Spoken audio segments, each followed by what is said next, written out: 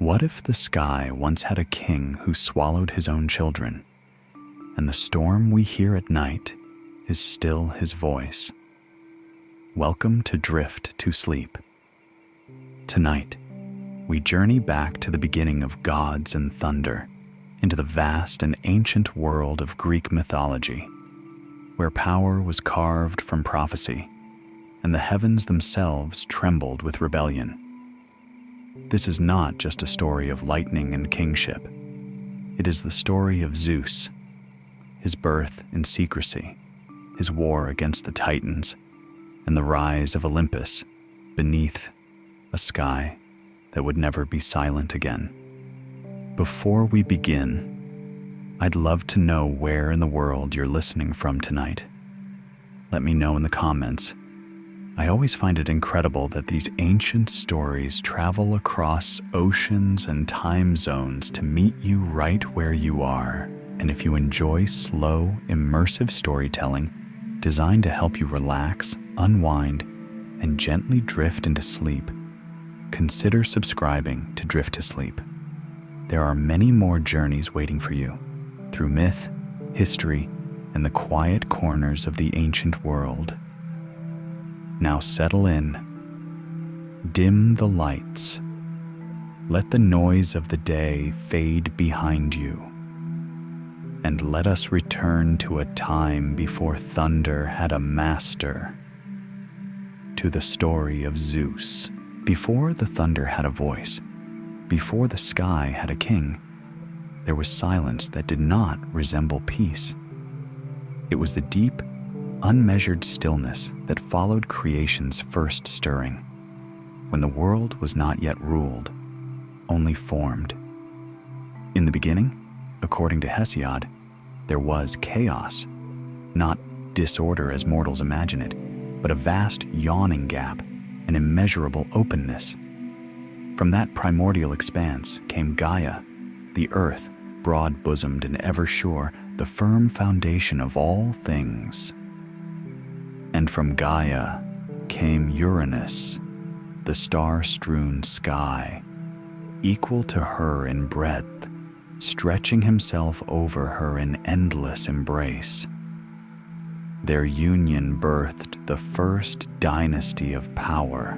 The Titans were born from earth and sky, 12 in number: Oceanus with his encircling waters, Hyperion of the burning light, Iapetus, Coeus, Creus, and Cronus, youngest and most cunning, and their sisters, Thea, Rhea, Themis, Mnemosyne, Phoebe, and Tethys. They were vast, elemental beings, not yet the gods of human imagination, but living principles of the cosmos. Yet Gaia bore more than Titans. She also brought forth the Cyclopes, single-eyed smiths of terrible strength, and the Hecatonchires, the 100-handed ones whose power shook the bones of earth. Uranus, their father, feared what he had fathered. He looked upon his children, especially the monstrous ones, and saw not continuation, but threat. And so, he pressed them back into Gaia's depths, burying them within her body. The earth groaned under the strain. Mountains trembled, the seas shuddered. Gaia's pain grew vast and unrelenting, and from that suffering rose the first act of rebellion. She fashioned a sickle of adamant and called upon her Titan sons to rise against their father. All trembled, save Cronus, the youngest. Cronus stepped forward, ambitious and cold-eyed, and accepted the blade. When Uranus descended once more to cover Gaia, Cronus struck. The sickle cut the sky from the earth. Blood fell upon the soil, birthing the Furies and giants. From the severed flesh cast into the sea rose foam, and from that foam would one day come Aphrodite. But that was later. With Uranus dethroned, Cronus took dominion. The first overthrow had succeeded. Yet power seized through violence is rarely gentle in its keeping. Cronus ruled the cosmos alongside his sister queen Rhea, Under his reign, the Titans flourished, and a golden age for the divine began. No storms yet fractured the heavens. No thunderbolts split the sky. The world seemed stable, but prophecy, that ancient whisper threading through Greek myth, does not forget. Gaia and the dying Uranus had uttered a warning. Cronus, too, would be overthrown by his own child. The words coiled inside him like a serpent. When Rhea bore their first child, Hestia, Cronus took the newborn in his hands. There was no hesitation recorded in Hesiod's telling. No struggle of conscience, only fear sharpened into action. He swallowed her whole. Rhea screamed, but the cosmos did not intervene. Then came Demeter, swallowed. Hera, swallowed. Hades, swallowed into darkness. Poseidon, swallowed into the endless prison of his father's body. Each birth became a ritual of grief. Rhea's arms filled and emptied in the same moment. The Titan court stood silent.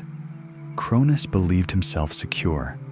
His children lived, but entombed within him, undying yet unborn, suspended in a strange half-existence. The sky did not yet thunder, but something was gathering. When Rhea felt her sixth child growing within her, despair hardened into resolve. She sought Gaia, her mother, deep within the earth. There, in secret council, a plan was formed. If Cronus feared prophecy, then prophecy would be guided. Rhea traveled to Crete when her time came. Beneath the shadow of Mount Dicta, or in some tellings, Mount Ida, she labored alone, hidden from Cronus's watchful dread. The child was born beneath stone and starlight. And this child was Zeus. He did not arrive in thunder. He arrived as all infants do, small, vulnerable, crying into the ancient dark. Yet the air itself seemed to hold its breath. Rhea wrapped a stone in swaddling cloth, mimicking the weight of a newborn. She returned to Cronus and placed the bundle into his waiting hands. Without suspicion, without tenderness, Cronus swallowed the stone. The deception settled in his belly beside his imprisoned children. Meanwhile, Zeus remained in Crete. The island became his cradle. Nymphs of ash trees, the Meliae, tended him in many traditions. The goat Amalthea suckled him, her milk divine nourishment. When he cried, the Curetes, armored youths, clashed their spears against shields in wild rhythm, masking the infant's voice so Cronus would not hear. Thus, the future king of gods grew in secrecy. He was not raised in ignorance of danger. Even as a child, the shadow of his father's fear shaped him. The myths do not dwell on his infancy in detail, but they imply vigilance. He was hidden because he must one day confront what swallowed his siblings. Zeus grew to strength upon the slopes of Crete. The wind hardened him. The sea taught him rhythm. The sky above, vast and unclaimed, seemed almost to wait. Unlike Cronus, Zeus did not rule yet. He learned. From Gaia's whispering earth, he learned patience. From the nymphs, he learned cunning. From watching storms roll over the Mediterranean waters, he began to understand power not as brute force alone, but as timing. When he reached maturity, the moment ripened. Different traditions describe how Zeus confronted Cronus. In Hesiod's Theogony, Zeus gained the aid of Metis, the Titaness of wisdom and cunning. Through her counsel, he devised a potion, an emetic cunningly prepared. Disguised, Zeus offered it to Cronus. The great Titan drank, unsuspecting. And then the swallowing reversed. First came the stone, disgorged and cast upon the earth. Later set at Delphi as a sacred relic. Then Hestia emerged, reborn into light.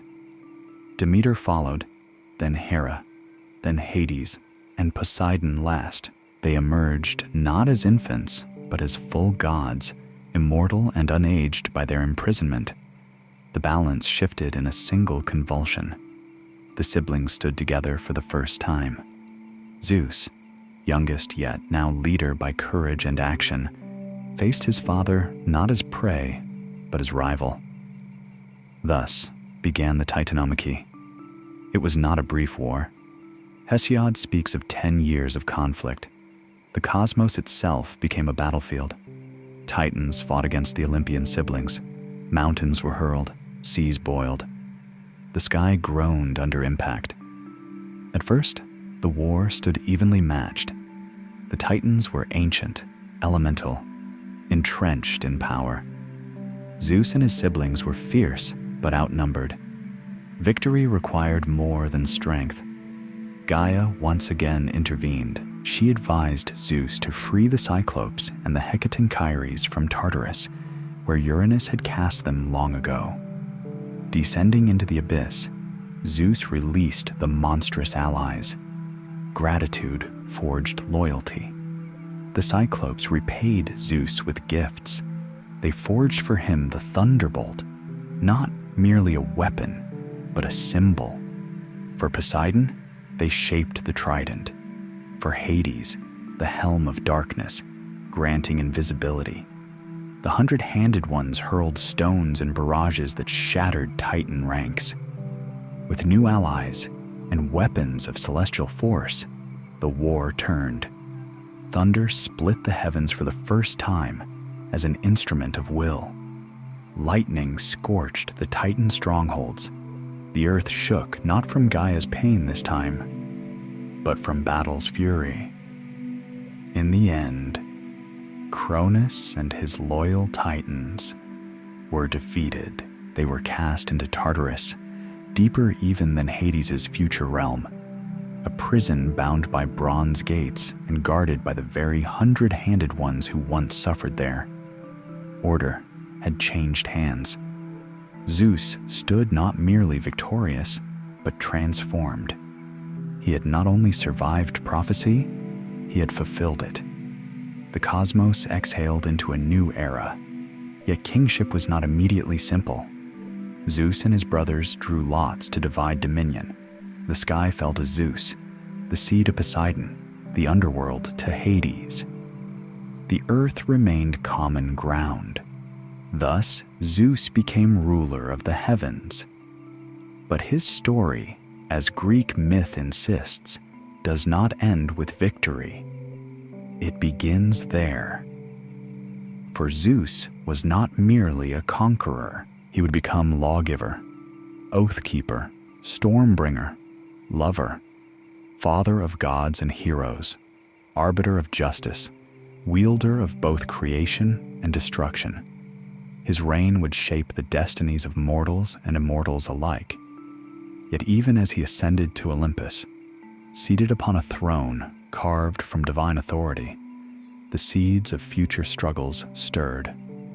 Power once seized must be maintained. Prophecy does not vanish simply because it is fulfilled. In the quiet after the Titanomachy, thunder rolled across a newly ordered sky. Zeus held the bolt in his hand. The age of Olympians had begun. The sky belonged to Zeus now, but possession did not mean peace. After the Titanomachy ended, and the bronze gates of Tartarus sealed shut upon Cronus and his defeated kin, the cosmos did not immediately settle into harmony. Victory had reshaped the structure of power, yet the foundations of existence were still unstable, as though the world itself needed time to accept its new ruler. The mountains still bore the scars of hurled stone. The seas still remembered the violence of upheaval. And beneath the earth, in the suffocating depth where the Titans lay imprisoned, resentment smoldered like embers that refused to die. Zeus stood at the threshold of kingship, not merely as conqueror, but as architect. The early acts of his reign were not thunderous. They were deliberate. He did not simply claim the sky, he defined it. In dividing the realms with his brothers by lot, he established something new among divine beings, a structure of order rather than constant usurpation. The heavens were his domain. Poseidon would rule the sea in its shifting tempers. Hades would govern the unseen world of the dead, a realm neither evil nor benevolent, but inevitable. The earth and Olympus itself remained shared ground, a sacred axis where gods and destinies would intertwine. This division mattered. In Greek myth, authority is rarely absolute without challenge. By distributing dominion, Zeus reduced immediate rivalry, yet authority alone could not secure stability. The cosmos required allies, marriages, and the weaving of loyalties as intricate as the threads of fate. It was wisdom he sought first. Among the Titanesses who had not fought against him was Metis, daughter of Oceanus and Tethys. She embodied cunning intelligence, the kind that survives upheaval and sees beyond immediate strength. It was she who had once helped Zeus free his siblings by preparing the potion that forced Cronus to disgorge them. Her mind had shaped the fall of the old order. Zeus desired her, not only for love, though Greek myth rarely separates power and desire, but for what she represented. He took Metis as his first consort. In her presence, kingship found strategy. Together, they stood at the dawn of Olympian rule. Yet prophecy, that ancient current running beneath all divine action, stirred again. Gaia and Uranus had once foretold that Cronus would fall to his child. Now a new warning surfaced. Metis would bear a daughter of surpassing wisdom, and then a son greater than his father, destined to overthrow Zeus himself. The pattern threatened to repeat. Zeus, who had overthrown his father to escape the cycle of fear, now found himself standing within its shadow. The myth does not soften his choice. Rather than risk succession by force, Zeus swallowed Metis whole. But this act was not like Cronus's devouring of infants in panic. Metis was already pregnant. By consuming her, Zeus internalized wisdom itself. He carried her within him, not as prisoner in darkness, but as an incorporated mind. Greek imagination renders this vividly. Zeus absorbed cunning so that it would always guide him from within. Time passed, and Zeus began to suffer a splitting pain in his head, a pressure like storm clouds gathering behind bone. The agony grew unbearable. Hephaestus, the divine smith, or in some traditions Prometheus, was called to relieve him. With an axe blow, he split open Zeus's skull. From that cleaving burst Athena, she did not emerge as infant. She sprang forth fully formed, armored, radiant, her battle cry echoing across heaven and earth. Goddess of wisdom, strategy, and just war, she embodied the very intelligence Zeus had sought to secure. Born from his head, she became proof that he had altered the pattern of succession. No son followed her. The prophesied overthrow was averted, at least for now. Athena took her place beside her father, not as rival, but as extension of his rule. In her, Zeus's kingship found clarity. He was no longer merely strongest among gods. He was guided by foresight, yet strength would be tested again. Gaia, ancient and enduring, was not content. Though she had aided Zeus against Uranus and later against the Titans, her loyalties lay not with individuals, but with balance. The imprisonment of her Titan children weighed heavily upon her vast being. From her union with Tartarus, the abyss itself, she bore a final challenger, Typhon. If the Titans had represented primordial order, Typhon was chaos given monstrous form. Hesiod describes him as vast beyond comprehension, his 100 serpent heads spewing fire, his voice a cacophony of animal cries and storm winds. His body towered to the stars. From his shoulders writhed dragons.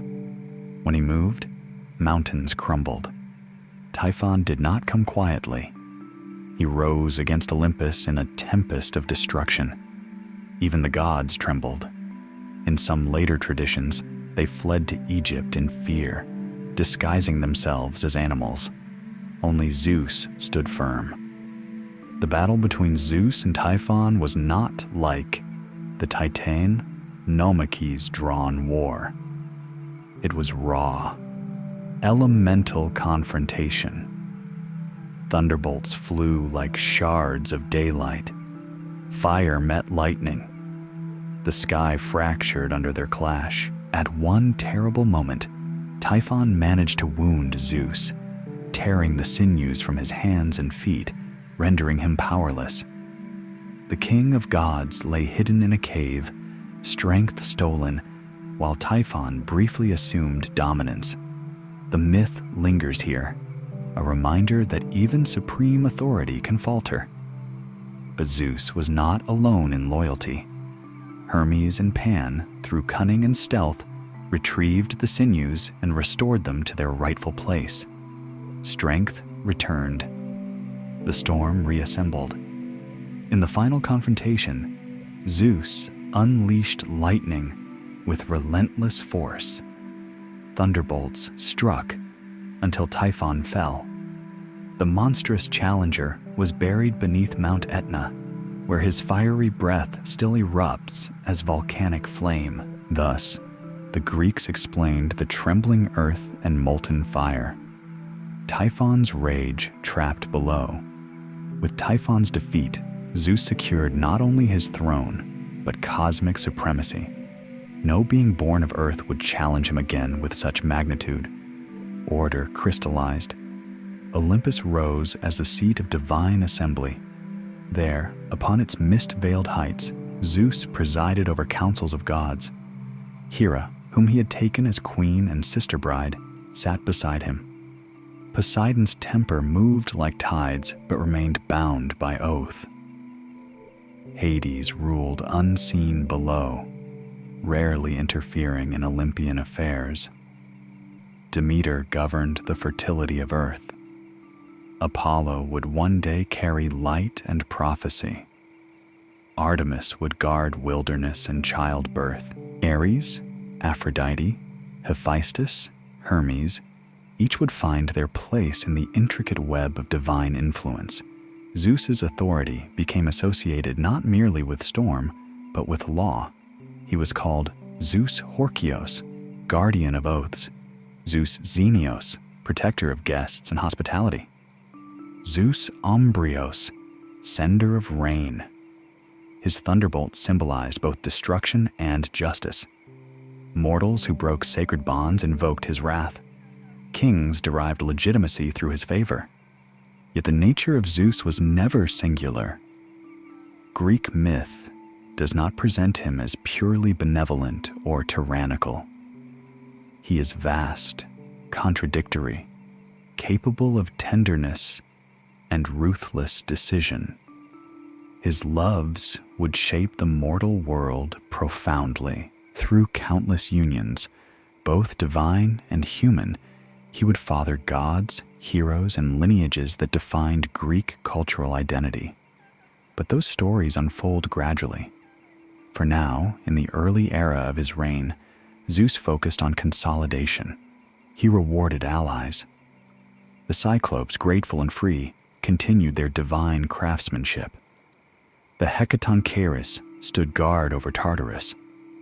Prometheus, titan of foresight, walked a fragile line between loyalty to Zeus and sympathy for humankind, a tension that would soon ignite another conflict. The The cosmos under Zeus became dynamic rather than static. Storms rolled across newly defined skies, not as signs of instability, but as expressions of controlled power. Seasons followed pattern under divine governance. The boundary between mortal and immortal hardened. Yet beneath triumph lingered memory. Zeus knew the cost of fear-driven rule. He had seen what prophecy had done to Cronus. Though he had swallowed Metis to prevent repetition, he did not imprison his children in paranoia. Instead, he integrated them into order. Athena stood at his side. Apollo and Artemis would be acknowledged. Even Dionysus, born under strange and tragic circumstances, would one day be welcomed among Olympians. Kingship, for Zeus, became not only dominance, but endurance. And endurance required something deeper than strength. It required balance between force and wisdom, mercy and punishment, passion and restraint. The storms that rolled across Greece in ages to come would carry his name. Sailors would pray to him when clouds gathered dark over the Aegean. Farmers would lift eyes to heaven begging for rain. Rulers would swear by him before battle. But long before mortals carved temples in his honor, Zeus stood alone upon Olympus, looking across a world still healing from divine war. The air was clear, the sky was his, and though challenges would continue to rise from gods, from mortals, from love itself, the age of chaos had ended. The reign of Zeus, king of gods and men, had truly begun. Power, once secured, does not quiet desire. Zeus ruled the sky, but Olympus was not sustained by thunder alone. Authority among the Greeks required visible order, and order required a queen. Though he had taken Metis and absorbed her wisdom, her presence no longer stood beside him in embodied form. Athena had sprung from his mind, radiant and loyal, yet the throne demanded balance, a sovereign pair reflecting both strength and sovereignty. Hera had watched all of this unfold.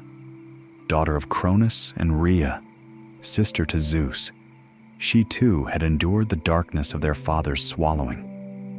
She had known confinement within the body of a fearful tyrant. She had emerged reborn into war. She understood power not as abstraction, but as survival. Among the Olympians, she possessed a majesty that did not rely on weapons. Where Athena shone with sharp intelligence, Hera radiated legitimacy. Zeus desired her. Their union was not immediate nor without complexity. Some traditions speak of Hera resisting Zeus's advances, retreating from him, unwilling to yield easily. In one Arcadian telling, Zeus transformed himself into a cuckoo caught in a storm, shivering before her. When Hera pitied the small bird and gathered it to her breast, he resumed his true form. Whether this tale reflects playfulness or manipulation depends on interpretation, but it reveals something constant in Zeus's character. He rarely approached love without disguise. At last, Hera agreed to marriage. Their wedding was celebrated with divine splendor. The gods gathered. Gaia gifted Hera a tree bearing golden apples, later tended in the garden of the Hesperides. The seasons themselves attended as handmaidens. The union symbolized more than affection. It cemented Olympian order. Hera became queen of heaven. In early reign, their partnership appeared harmonious. Hera presided over marriage, childbirth, and the sanctity of union. Zeus, lord of sky, ruled external power. Together, they embodied structure. But Greek myth is never content with simple harmony.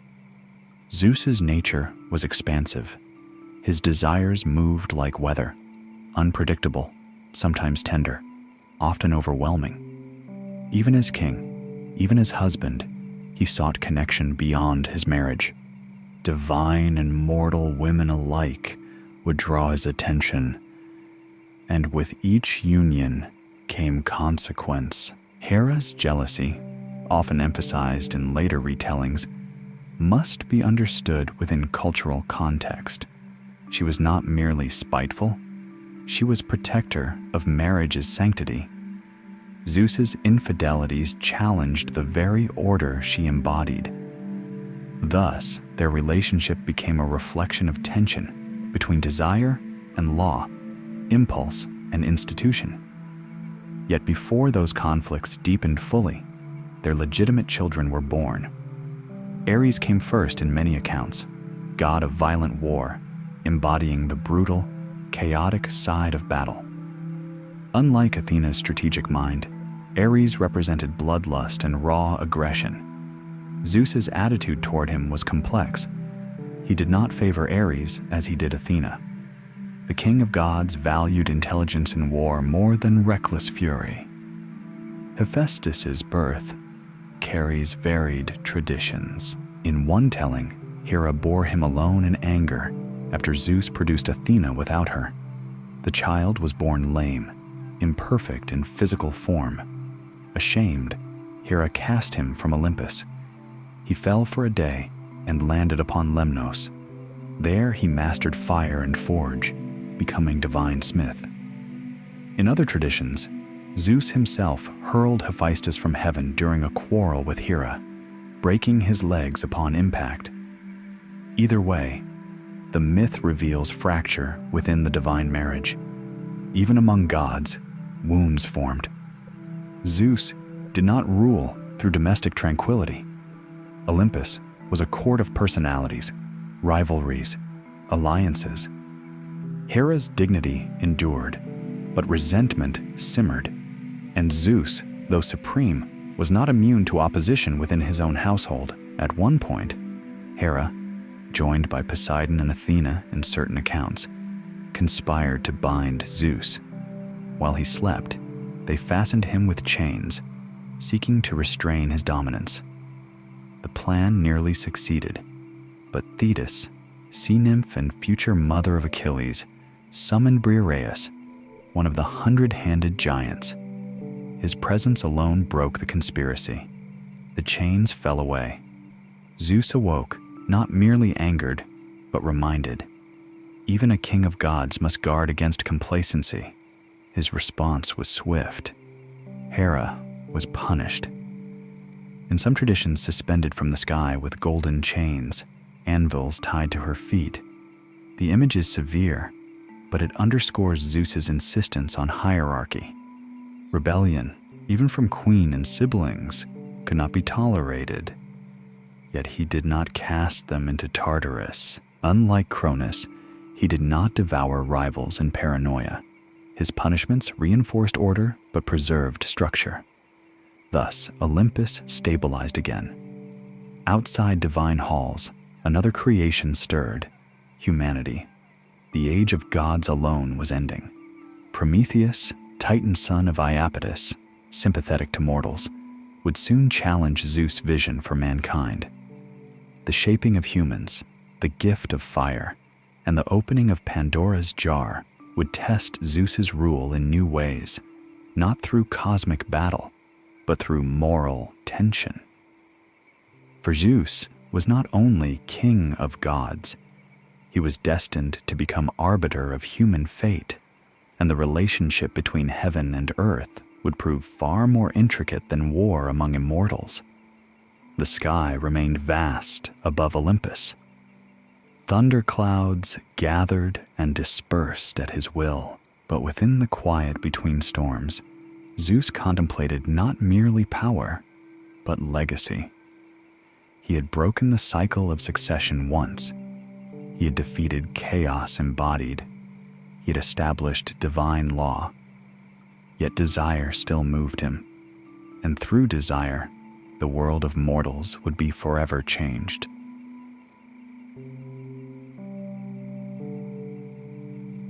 Long before temples rose in his honor, before marble columns framed his image in gold and ivory, Zeus looked down upon a world that was still unfinished.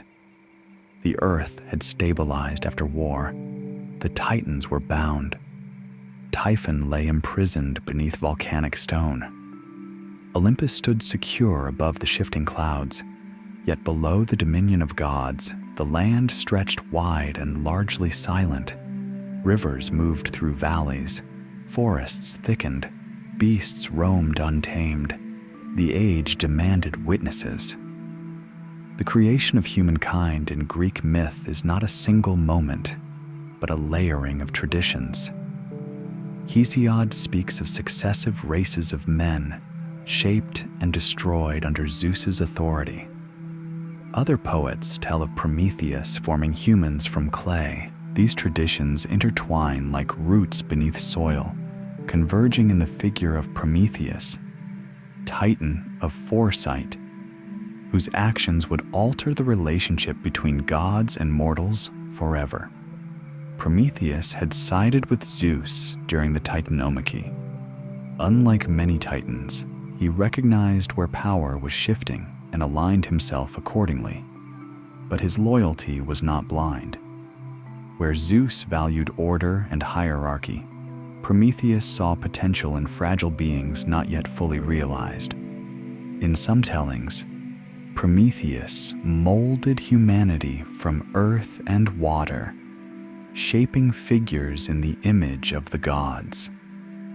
Athena breathed life into them. Whether Zeus directly sanctioned this creation is debated within mythic variation, but what is clear is this: humanity existed under Zeus's reign, and Zeus determined their condition.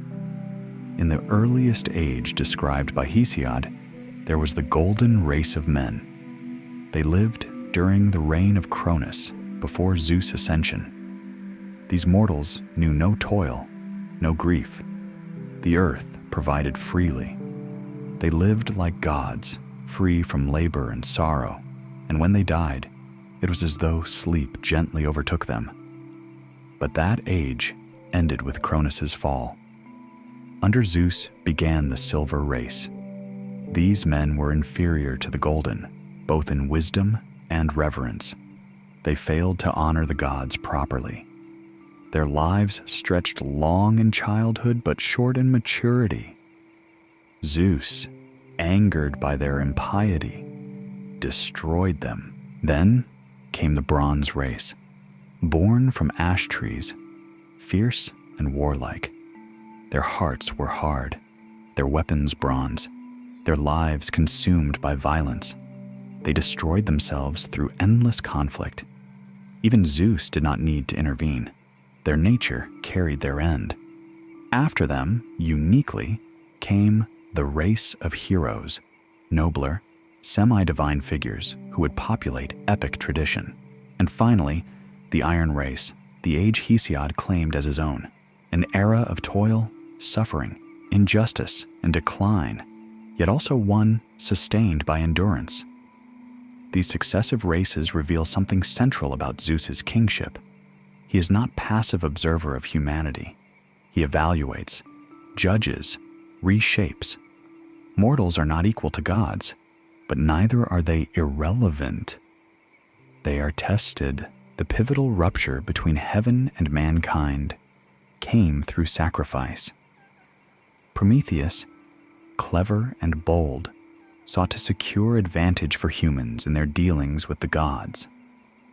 At Mycone, he prepared a great ox for division between gods and men. He separated the flesh and entrails from the bones. The nourishing meat he hid inside the animal's stomach, unappealing to the eye. The bones he wrapped in glistening fat, making them appear rich and desirable. He then invited Zeus to choose which portion the gods would claim. Zeus, though often described as all-seeing, is portrayed here in a moment layered with ambiguity. Some sources imply he saw through the trick yet allowed it to unfold. Others suggest he genuinely chose the deceptive portion. What matters is the result. Zeus selected the bones wrapped in fat. From that moment forward, sacrificial practice was established. Humans would burn bones and fat to the gods, keeping the edible meat for themselves. Zeus did not overlook the insult. If Prometheus had granted humans advantage in ritual, Zeus would redefine the balance. He withheld fire from mankind. Fire was not mere warmth. It was technology, transformation, the means to cook meat, forge metal, and illuminate night. Without it, humanity remained stunted, vulnerable, diminished. Prometheus refused to accept this deprivation. In defiance, he ascended to Olympus, stole fire from the gods, in some accounts from Hephaestus's forge, hiding it within a fennel stalk, and returned it to humanity. With fire, civilization began. But defiance demanded consequence. Zeus's punishment of Prometheus was severe and symbolic. He ordered the Titan bound to a remote Caucasian crag. There, each day, an eagle descended and devoured his liver. Each night, the organ regenerated and the torment repeated. Eternal suffering for eternal rebellion. This punishment was not hidden. It was meant as warning. Yet Zeus's response extended beyond Prometheus alone. If men had gained fire through trickery, they would receive something else as well. Something beautiful and terrible. He commanded Hephaestus to fashion a woman from clay. Athena clothed her. Aphrodite gave her a lure. Hermes bestowed cunning and persuasion. Each god contributed a gift. She was named Pandora, all gifted. But her gifts concealed design. Zeus sent Pandora to Prometheus, brother of Prometheus, despite warnings never to accept a gift from the king of gods. Prometheus, whose name means afterthought, ignored caution and welcomed her. With her came a sealed jar, later mistranslated as a box. Curiosity, or fate, compelled Pandora to open it. From within burst suffering. Disease, toil, sorrow, hunger, old age, all the miseries that would define mortal existence escaped into the world. Pandora, startled, closed the jar too late. Only Elpis remained inside, often translated as hope. The myth does not clarify whether hope's retention was mercy or further cruelty. Did Zeus allow humans consolation amid suffering? Or did he withhold even that fully? Through Prometheus's defiance and Pandora's jar, the human condition was sealed. Mortals would possess fire, creativity, advancement, but also pain, mortality, labor. Zeus's kingship over humanity became one of measured distance. He was not daily companion to men. He was judge. Yet even after these events, humanity multiplied. Cities formed, generations rose, and with growth came corruption. Another myth speaks of Lycaon, king of Arcadia, who tested Zeus's divinity by serving him a meal of human flesh. Zeus, enraged by the violation of sacred hospitality and moral law, overturned the table and transformed Lycaon into a wolf. The act symbolized degradation of humanity into savagery. But Zeus's anger did not stop at one king. Disgusted by the wickedness spreading among men, their violence, impiety, cannibalism, Zeus resolved to cleanse the earth. Thus came the flood. Rain fell without ceasing. Rivers swelled beyond banks. The sea swallowed coastlines. Humanity drowned beneath relentless storm. This deluge, remembered in the myth of Deucalion and Pyrrha, echoes flood traditions across cultures. Yet within Greek thought it reflects Zeus' authority to reset creation. Only Deucalion, son of Prometheus, and his wife, Pyrrha, survived, sheltered within a chest or small ark. After 9 days adrift, they landed upon Mount Parnassus. Seeking guidance, they consulted the oracle of Themis, who instructed them to throw the bones of your mother behind you.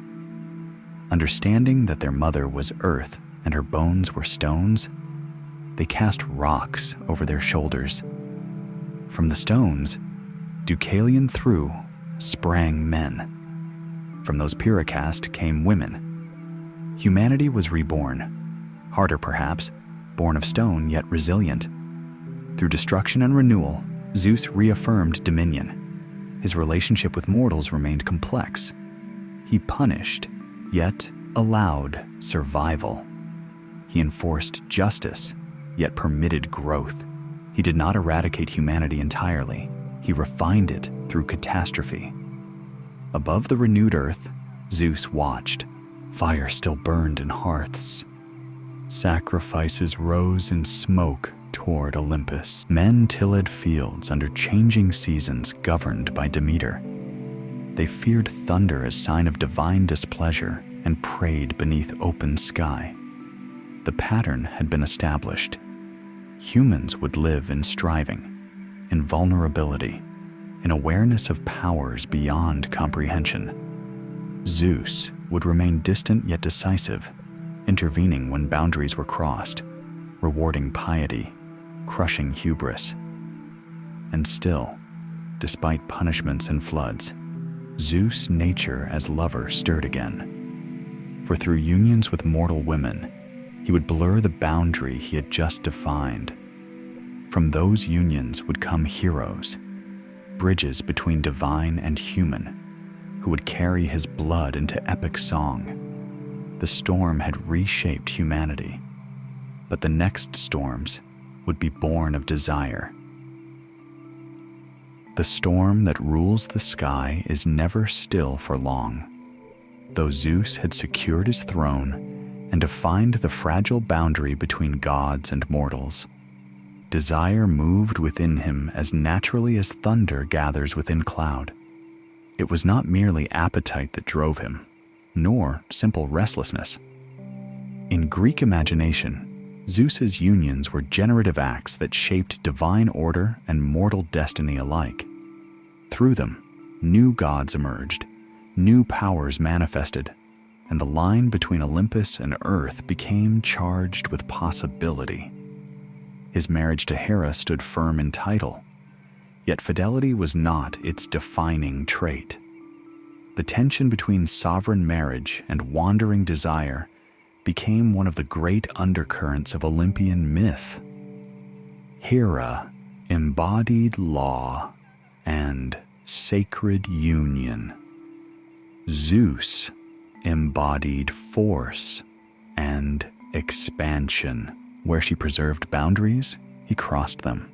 Among his earliest divine consorts after Hera was Themis, Titaness of divine order, law, and prophecy. Unlike Metis, whose wisdom Zeus had internalized, Themis remained distinct beside him. With her, he fathered the Horai, Eunomia, Dike, and Irene, embodiments of lawful order, justice, and peace. These were not abstract ideas alone. They were living presences that stabilized the moral rhythm of the world. Through Themis also came the Moirai, in some traditions, the Fates themselves, Clotho, Lachesis, and Atropos, though other genealogies place them elsewhere. Whether fathered by Zeus or born of primordial necessity, the Fates remained powers even he respected. This is a crucial tension in Greek thought. Zeus is supreme among gods, yet not entirely above fate. Even he operates within a cosmic structure that precedes him. He may influence destiny, delay it, interpret it, but he does not always erase it. Another union brought him to Mnemosyne, Titaness of memory. For 9 consecutive nights, Zeus lay with her, and from that prolonged intimacy were born the 9 muses. Each governed an art: epic poetry, history, lyric song, tragedy, sacred hymn. Through them, human culture would flourish. The muses became the voice of remembrance itself, ensuring that the deeds of gods and heroes would not dissolve into silence. It is no accident that Zeus fathered memory and art. Kingship is sustained not only through force, but through narrative. The muses would sing of Olympus in mortal halls, preserving reverence through story. Then there was Leto. Leto was gentle, modest, wandering. When Zeus desired her, Hera's jealousy sharpened to cruelty. Upon discovering Leto's pregnancy, Hera forbade any land under the sun to offer her refuge for childbirth. The earth itself became hostile to the laboring goddess. Leto wandered in torment, seeking a place untouched by Hera's decree. At last, she found Delos, a floating, barren island not anchored firmly to the earth. Because it was unmoored, it technically did not violate Hera's prohibition. There, Leto clung to a palm tree and gave birth after prolonged agony. First came Artemis, who in some traditions assisted in delivering her twin brother. Then, Apollo emerged, radiant, golden, already marked by destiny. The island of Delos, once obscure, became sacred ground. Through Leto, Zeus fathered 2 of the most influential Olympians. Artemis would guard wilderness, maidens, and the liminal spaces between civilization and wild nature. Apollo would embody light, music, healing, and prophecy. At Delphi, his oracle would speak words that shaped kingdoms. Hera could not undo their birth. Her jealousy, however, did not relent. It rarely targeted Zeus directly. Instead, it fell upon the women he loved and the children they bore. In this pattern lies a tragic repetition. Zeus's power remained unquestioned, while those vulnerable to it endured consequence. Yet not all unions were shadowed by suffering. With Eurynome, an Oceanid, Zeus fathered the Charites, the Graces, embodiments of beauty, charm, and joy.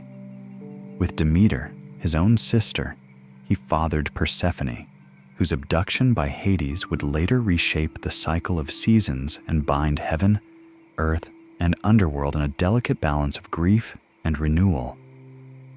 In each union, Zeus's generative force extended into new domains. He was not merely Stormbringer, but progenitor of divine diversity. But it was with mortal women that the tension between power and vulnerability became most visible. The first great mortal love, remembered in widespread tradition, was Io. Io was a priestess of Hera, devoted and pure. Zeus saw her and desired her. To conceal their union from Hera, he wrapped the earth in thick cloud.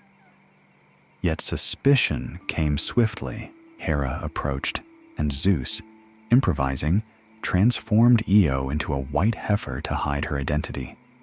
Hera was not deceived.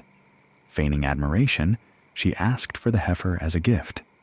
Bound by his own role as oathkeeper and king, Zeus could not refuse without exposing himself. Hera placed Io under the watch of Argus Panoptes, the 100-eyed guardian who never fully slept. Zeus, moved by pity or guilt, sent Hermes to rescue her. With music and soft words, Hermes lulled Argus to sleep and slew him. Hera, mourning her loyal servant, set his many eyes into the tail of the peacock. But Io's suffering did not end. Hera sent a gadfly to torment her, driving her across continents in relentless wandering. Io crossed lands that would later bear names shaped by her passage: the Bosporus, the Ionian Sea. Eventually, she reached Egypt, where Zeus restored her human form. There she bore him a son, Epiphus. Through Io's descendants would come heroes and kings, linking Greek myth to distant lands. Zeus's love stories are rarely tranquil. They are journeys marked by transformation, of shape, of geography, of fate. Europa's tale followed. She was a Phoenician princess gathering flowers by the sea. Zeus beheld her and devised another disguise. Transforming himself into a magnificent white bull, gentle and gleaming, he approached her without threat. Enchanted by his beauty, Europa climbed upon his back. In an instant, he surged into the sea, carrying her across waters to Crete. There, he revealed himself. From their union were born Minos, Rhadamanthus, and Sarpedon, figures who would shape Cretan and broader Greek myth.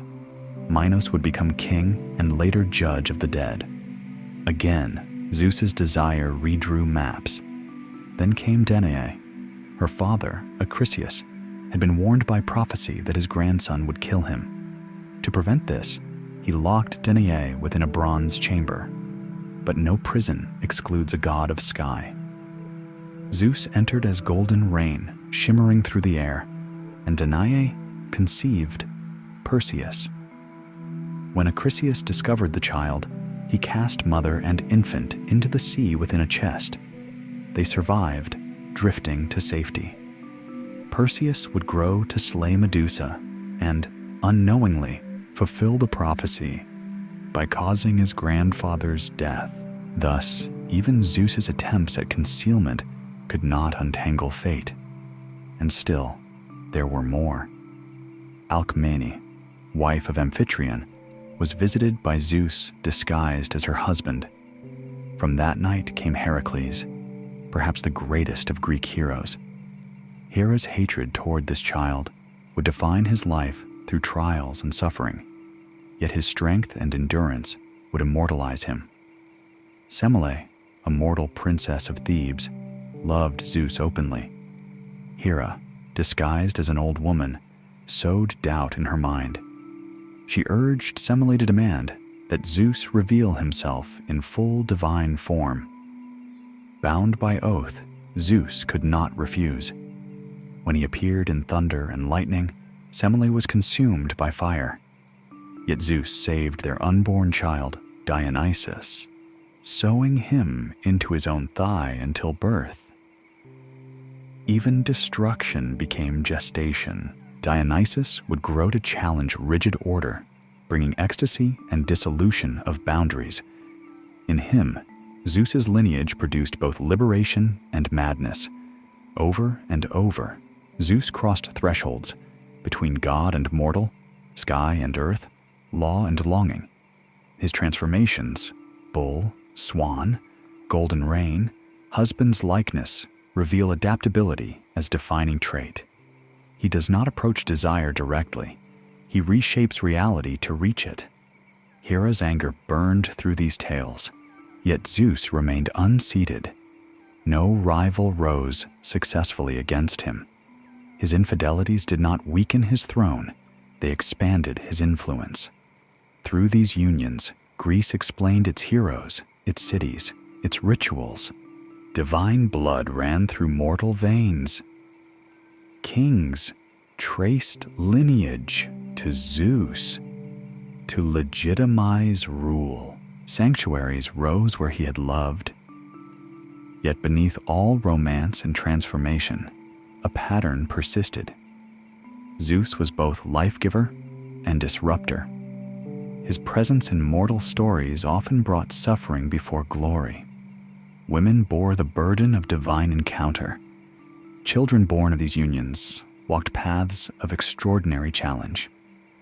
Zeus rarely lingered to raise what he fathered. Instead, destiny carried him forward, and still, from Olympus, he watched. The sky darkened and cleared in cycles. Sacrifices rose in smoke. Oracles spoke in Apollo's voice.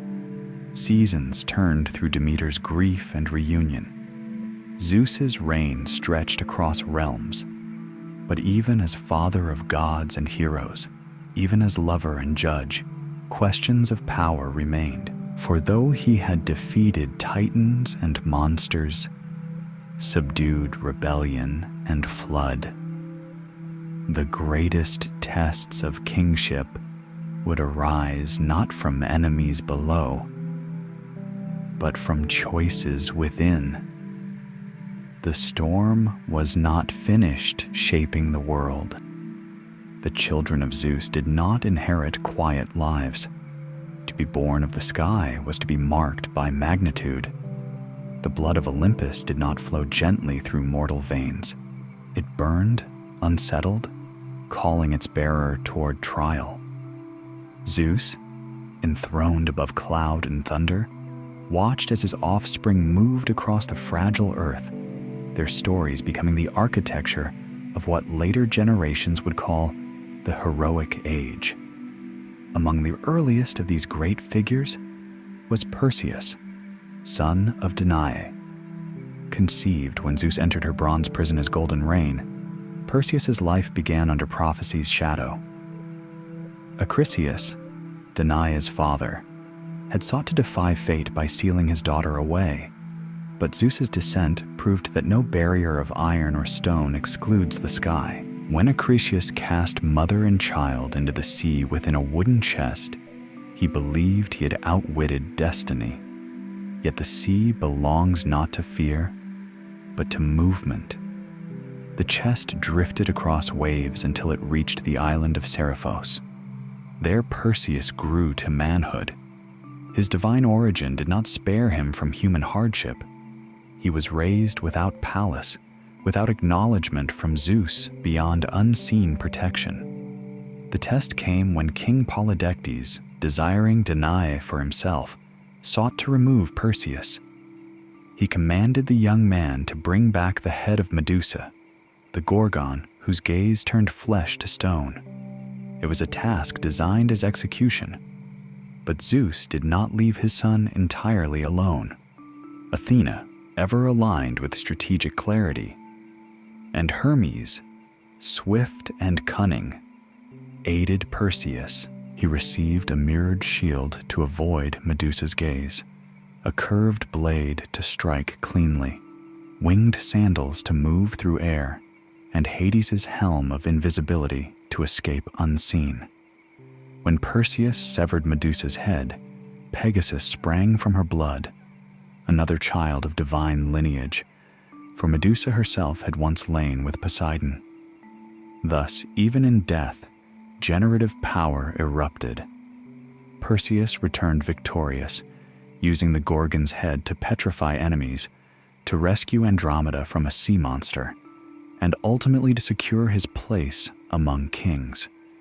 Yet prophecy fulfilled itself quietly.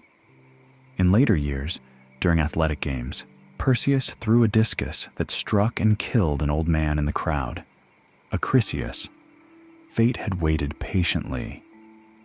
Zeus' bloodline did not cancel destiny. It moved within it. Then there was Heracles.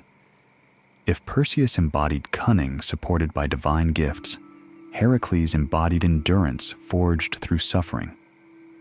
Born of Alcmene, after Zeus disguised himself as her husband Amphitryon, Heracles' life was shadowed from infancy by Hera's fury. Her anger toward Zeus found outlet in the child. She sent serpents to his cradle.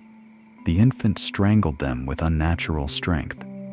As he grew, Hera's hostility did not wane. In a madness sent by her hand, Heracles slew his own wife, Megara, and their children. When clarity returned and horror flooded him, he sought purification. The oracle at Delphi, speaking through Apollo, son of Zeus, commanded him to serve King Eurystheus and perform 12 labors. Thus began one of the most enduring cycles in Greek myth. Heracles slew the Nemean lion, whose hide no weapon could pierce. He burned the regenerating heads of the Lernaean Hydra. He captured the Ceryneian hind sacred to Artemis. He subdued the Erymanthian boar. He cleaned the Augean stables in a single day by redirecting rivers. He retrieved the girdle of Hippolyta, queen of the Amazons. He descended into Hades and returned with Cerberus. Each labor was both punishment and purification. Zeus watched. He did not shield Heracles from pain, nor did he prevent Hera's torment. Yet at key moments, subtle support appeared. Athena often guided him. Hermes advised him. Divine lineage provided resilience beyond mortal capacity. Heracles' suffering elevated him. Upon death, whether by poisoned tunic or self-chosen pyre, Zeus intervened fully. The mortal portion burned away. The divine ascended. Heracles was welcomed to Olympus and reconciled with Hera. In this transformation lies a profound statement about Zeus's fatherhood. Suffering did not negate belonging. Through trial, the boundary between mortal and God could dissolve. Another son, Minos, born of Europa, would shape justice after death. As king of Crete, he ruled with authority derived from Zeus. After death, he became one of the judges in the underworld, deciding the fate of souls. Thus, Zeus' lineage extended into the governance of mortality itself. Sarpedon, another son of Europa, fought in the Trojan War. When he fell to Patroclus, Zeus considered intervening. Homer describes him weighing whether to save his son or allow fate to proceed. Hera cautioned him. If he rescued Sarpedon, other gods would demand the same for their children. Reluctantly, Zeus allowed fate to claim him, but ordered that Sarpedon's body be carried gently from the battlefield. Here, the king of gods confronts his own limits. Even Zeus cannot overturn every destined death without unraveling cosmic order. His love is powerful, but not always sovereign over necessity. And then there is Dionysus. Unlike Heracles, whose strength lay in physical might, Dionysus embodied something subtler and more destabilizing. Twice born, first from Semele, consumed by Zeus's lightning, then from Zeus's own thigh, Dionysus carried both mortality and immortality within him. He wandered far before claiming place on Olympus. He traveled through lands, teaching viticulture and ecstatic worship. Where he moved, boundaries dissolved between man and woman, sanity and frenzy, civilization and wilderness. Hera opposed him, driving him to madness at times. Yet Zeus acknowledged him, eventually seating him among the Olympians. Dionysus represents an expansion of divine identity, proof that even within structured order, there remains space for ecstasy.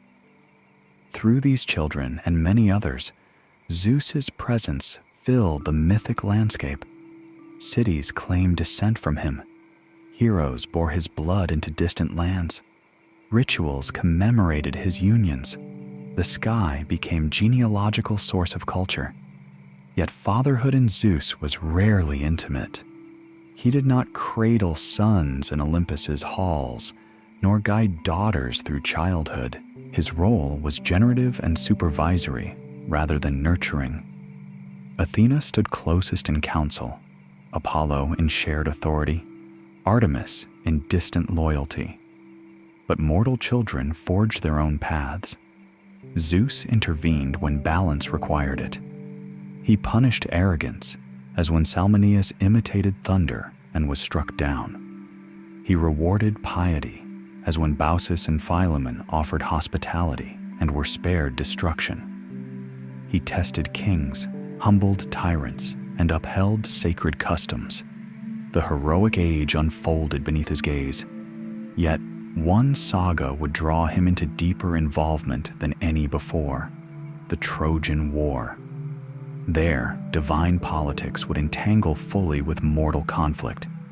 Zeus would attempt neutrality, yet familial ties and oaths would complicate his stance. His children would fight on opposing sides.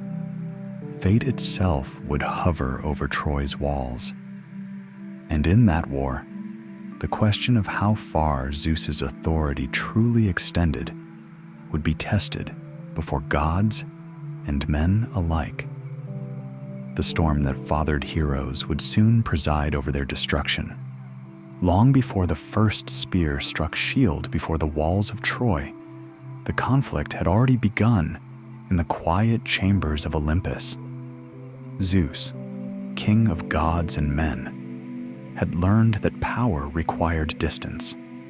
In matters of mortal kings and heroes, he often allowed events to unfold according to fate. Yet the Trojan War would test that restraint more than any struggle before it, for woven into its fabric were his children, his promises, and the delicate balance between divine will and destiny. The origins of the war lie, as many Greek catastrophes do, in a wedding. Peleus, a mortal hero, was to marry Thetis, a sea nymph of extraordinary beauty.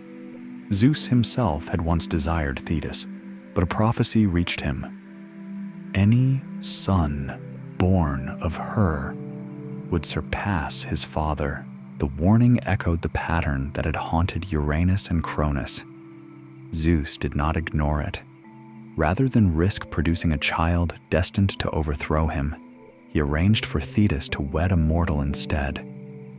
Thus, Achilles, their future son, would be mighty, but not a threat to Olympus.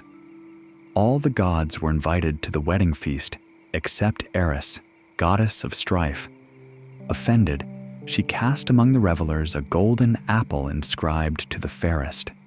Hera, Athena, and Aphrodite each claimed it. Their rivalry threatened to fracture divine harmony. Zeus refused to judge. Here, the king's wisdom revealed itself in restraint. To choose among his wife, his daughter, and the embodiment of desire itself would ignite consequences beyond measure. Instead, he appointed a mortal judge, Paris, Prince of Troy. Paris was no ordinary shepherd. He was the son of King Priam, though raised away from court due to a prophecy that he would bring ruin upon his city. The three goddesses appeared before him, each offering a bribe. Hera promised power and kingship over vast lands. Athena offered victory in war and unparalleled wisdom. Aphrodite offered a love of the most beautiful woman in the world. Paris chose Aphrodite. The woman promised was Helen of Sparta, wife of Menelaus. Through Aphrodite's influence, Helen left Sparta for Troy with Paris. Whether she went willingly or was taken remains debated in ancient sources. What matters is that her departure ignited oaths. Before Helen's marriage, her many suitors had sworn to defend the chosen husband against any who wronged him. Bound by this oath, Greek kings assembled under Agamemnon to retrieve her. Thus began the Trojan War, not solely for love, but for honor, oath, and pride. Zeus watched as armies gathered. He did not initially favor either side. His children stood among both camps. Aphrodite and Ares supported Troy. Hera and Athena favored the Greeks, their resentment toward Paris burning fiercely. Apollo would aid Troy. Poseidon's allegiance shifted. The battlefield became an extension of Olympian tension. Yet Zeus maintained a precarious neutrality. In Homer's Iliad, he often sits apart, observing, weighing. The scales of fate hang before him. He cannot overturn destiny entirely, but he can shape its unfolding. When the war stalled, Zeus sought to reduce the human population, according to some later traditions, a grim acknowledgement that the earth groaned under the weight of heroic generations. War became a mechanism of balance. One of the earliest tests of Zeus's impartiality came through Sarpedon, his own son fighting for Troy. As battle raged, Sarpedon faced Patroclus, beloved companion of Achilles. Zeus knew his son was fated to die. He spoke to Hera of his desire to save him, to lift him from the battlefield, and spare him death. Hera responded with cold clarity. If Zeus rescued Sarpedon, other gods would demand the same for their children. The order of fate would unravel. Zeus relented. Sarpedon fell, but Zeus commanded Apollo to ensure his body was cleansed and returned home with honor. The moment is profound. Zeus's authority is immense, yet not absolute over destiny. His power lies partly in choosing when not to intervene. Another pivotal moment came with Achilles. Achilles, son of Thetis and mortal Peleus, was destined for either a long, obscure life or a short life crowned with glory. He chose glory. When Agamemnon insulted him, Achilles withdrew from battle, and Greek forces faltered. Thetis approached Zeus, asking him to honor her son by granting the Trojans temporary victory until the Greeks recognized Achilles' worth. Zeus agreed. Thunder rolled as he nodded, a gesture so potent that Olympus trembled. For a time, Troy gained strength. Greek ships burned. Heroes fell. Yet Zeus did not grant total victory to either side prematurely. He understood that Troy's fall was fated, but timing mattered. The death of Patroclus, wearing Achilles' armor, shifted the war's tide irrevocably. Achilles returned to battle in grief and fury. He slaughtered Trojans in numbers that reddened the river Scamander.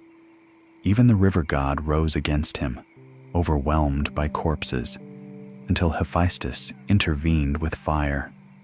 Through it all, Zeus observed.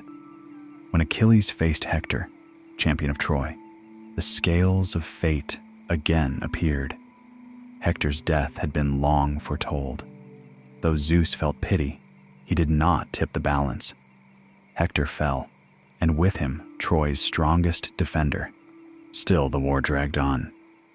Gods clashed openly at times, defying Zeus's calls for restraint. Hera deceived him once by seducing him, borrowing Aphrodite's girdle of desire to distract him while Poseidon aided the Greeks. When Zeus awoke and discovered the interference, his anger was immense. Yet even then, he restored order rather than unravel the war. Ultimately, it was not brute force, but cunning that ended Troy. The idea of the wooden horse is attributed to Odysseus, guided by Athena. The Greeks feigned retreat, leaving behind the enormous structure as offering.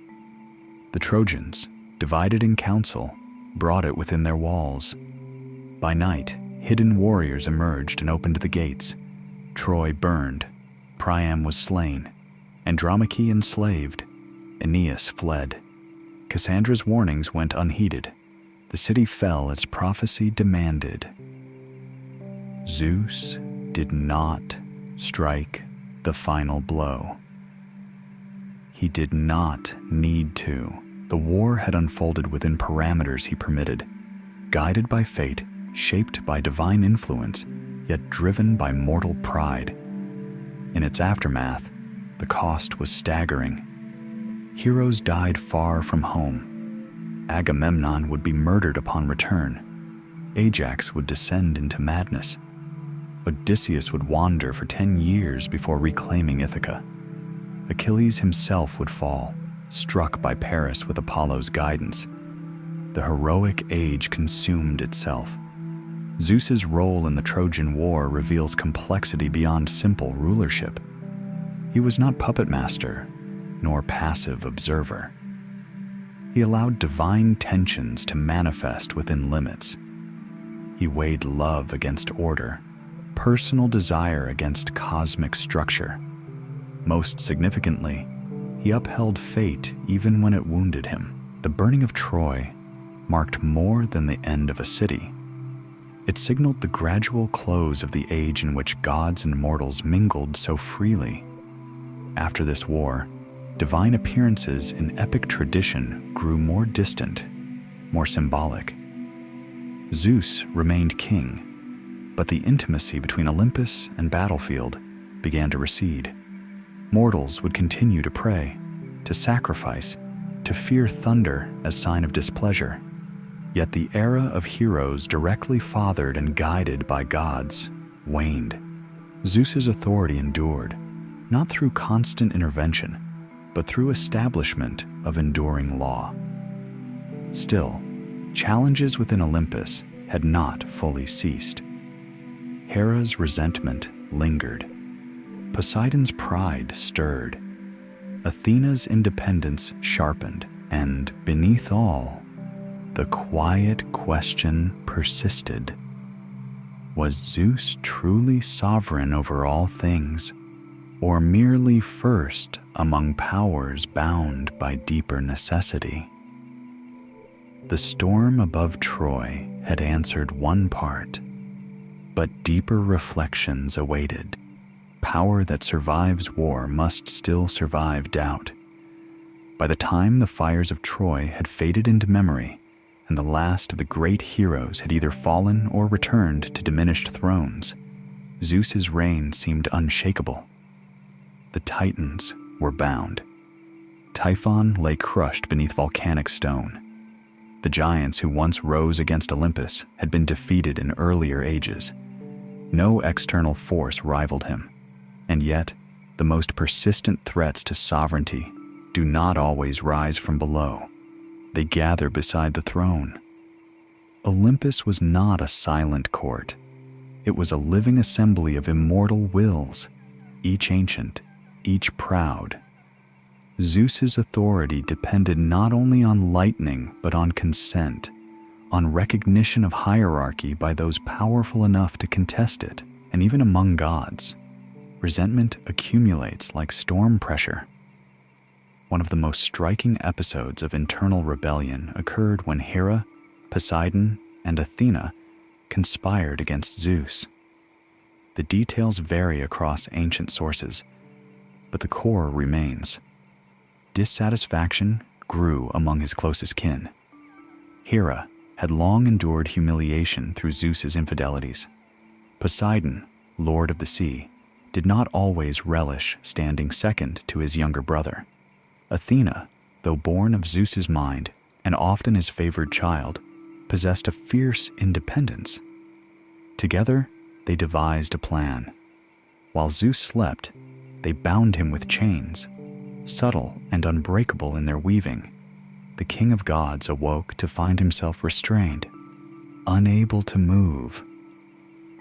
For a moment, a brief but profound moment, the sky had no master. What would have followed is uncertain. Would Olympus have fractured into competing powers? Would a new order have emerged? Greek myth does not fully answer, for the coup failed. Thetis, ever watchful, summoned Briareus, one of the 100-handed giants freed during the Titanomachy.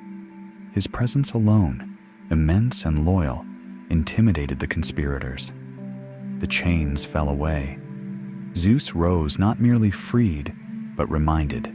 The punishment was swift. Hera was hung from the heavens with anvils tied to her feet in some accounts. A symbolic suspension between sky and earth. Poseidon and Apollo, in other traditions following separate disputes, were forced to serve a mortal king, building the walls of Troy as laborers. Zeus did not annihilate his challengers. He disciplined them. This distinction separates him from Cronus. Where Cronus swallowed rivals in fear, Zeus reasserted order without erasing the structure that sustained Olympus.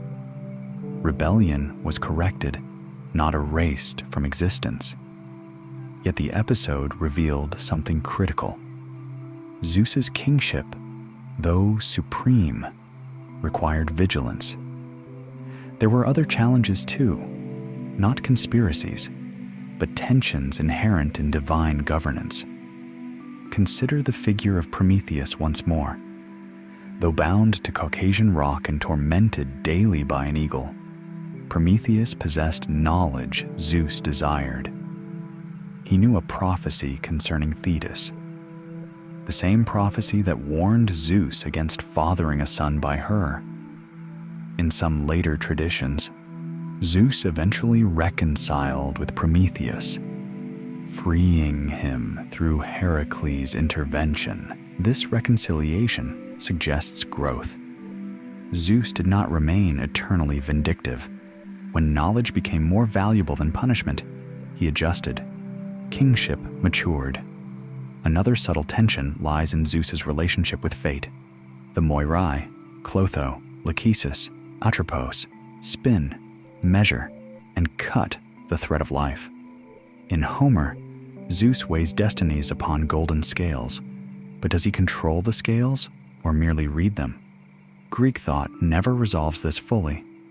At times, Zeus appears subordinate to fate, unable to prevent even the death of his beloved son Sarpedon. At other times, he seems to shape outcomes decisively. The ambiguity reflects a deeper philosophical tension. Is the universe governed by will or by necessity beyond even divine power? Zeus occupies the space between. He enforces order, yet operates within cosmic law older than himself. Perhaps this is why he swallowed Metis, to internalize wisdom, to navigate necessity rather than be crushed by it.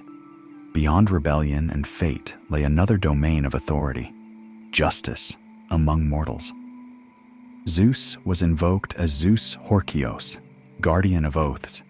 Perjury was not merely social offense, it was sacrilege. Those who swore falsely called down thunder upon themselves. Hospitality too fell under his protection as Zeus Xenios. Strangers were sacred, for any traveler might be God in disguise. Myths abound of Zeus testing mortals. In one tale, he and Hermes visited a village disguised as wanderers, seeking shelter. Wealthy households turned them away. Only the elderly couple Baucis and Philemon welcomed them into their humble home, offering simple food and warmth. Zeus revealed himself and spared them when he flooded the region, transforming their cottage into a temple and granting their wish to die together. Such stories emphasize that Zeus's justice was not arbitrary wrath. It responded to moral alignment, yet he could be severe. When Salmoneus, a mortal king, imitated thunder by dragging bronze cauldrons behind chariots to mimic storm, Zeus struck him down with real lightning. Mortal hubris, the attempt to claim divine identity, invited annihilation. Niobe, boasting that her many children surpassed Leto's too, saw them slain by Apollo and Artemis, though the arrows were not Zeus's. The enforcement of reverence aligned with his overarching authority. Hubris became central to Greek moral imagination. Zeus did not demand constant worship. He demanded recognition of boundary. Mortals who forgot their place invited correction. Yet, there were moments when Zeus himself tested limits of propriety. His love affairs, though generative, often disrupted mortal lives. Women bore consequences of divine attention.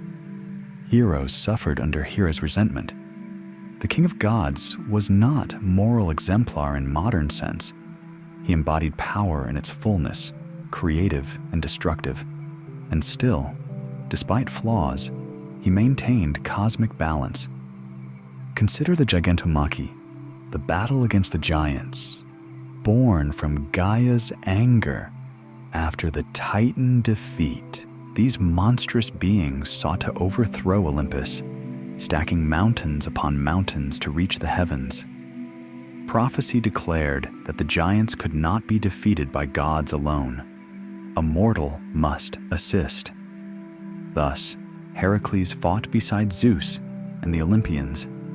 Giants fell one by one under combined assault. Gaia's fury was quelled. Again, Zeus integrated mortal agency into divine victory. His reign thus appears less as isolated dominance and more as dynamic governance. He learned from past cycles of overthrow. He avoided producing sons destined to replace him. He punished rebellion, but allowed continuity.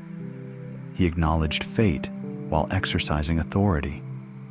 As centuries of mythic imagination unfolded, Zeus's image evolved. In early poetry, he is storm-embodied, immediate, anthropomorphic, powerful. In later philosophical thought, especially among thinkers like Xenophanes and the Stoics, Zeus becomes almost synonymous with cosmic reason itself, the rational principle ordering the universe. But even within archaic myth, seeds of this abstraction appear. When Zeus nods, Olympus trembles. His will shapes seasons, war, kingship, and survival. Yet he sits often in contemplation, weighing rather than reacting. After Troy, as the heroic age waned, Zeus's presence shifted from battlefield intervention to symbolic sovereignty. Oracles continued to speak. At Dodona, priests interpreted the rustling of oak leaves as his voice. At Olympia, games were held in his honor, celebrating strength without war.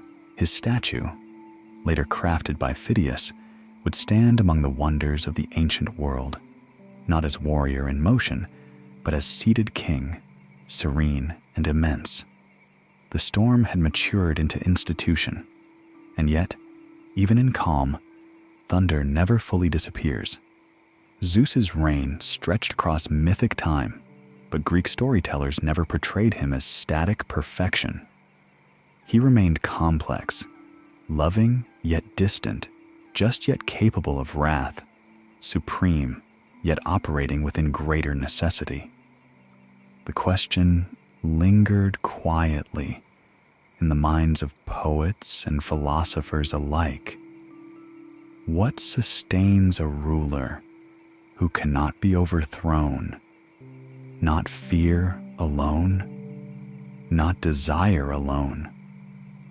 Balance, and as long as thunder answered in balance, as long as oaths invoked his name, as long as mortals lifted eyes to darkening skies with awe, Zeus endured. Long after the last echoes of the Trojan War faded into song, long after the heroes were buried and their armor offered to the earth, Zeus remained. He remained not only in story, but in practice. For the Greeks, myth was never separate from worship. The tales of Zeus's thunderbolts and loves were not idle fictions told for amusement. They were narratives that explained why lightning split the sky, why kings ruled, why oaths bound the soul, why strangers were sacred, why justice mattered.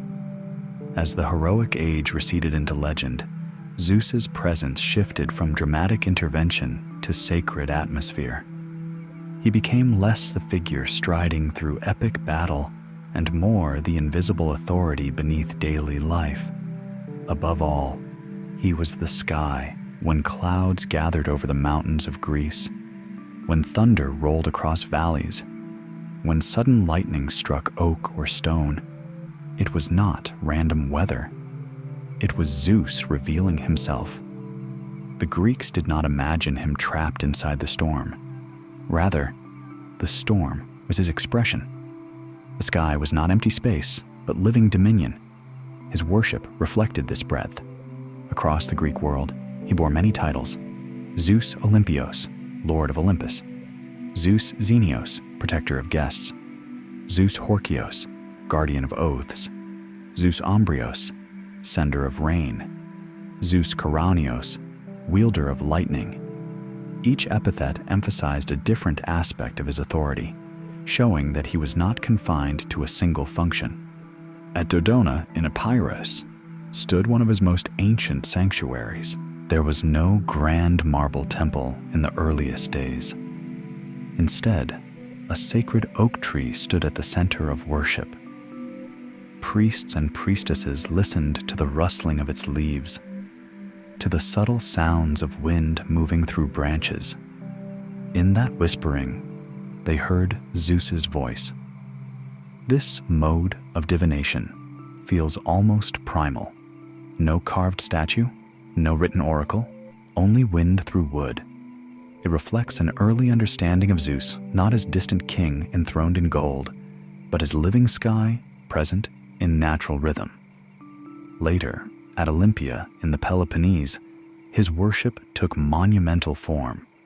The Olympic Games were held in his honor, gathering athletes from across the Greek world in peaceful competition.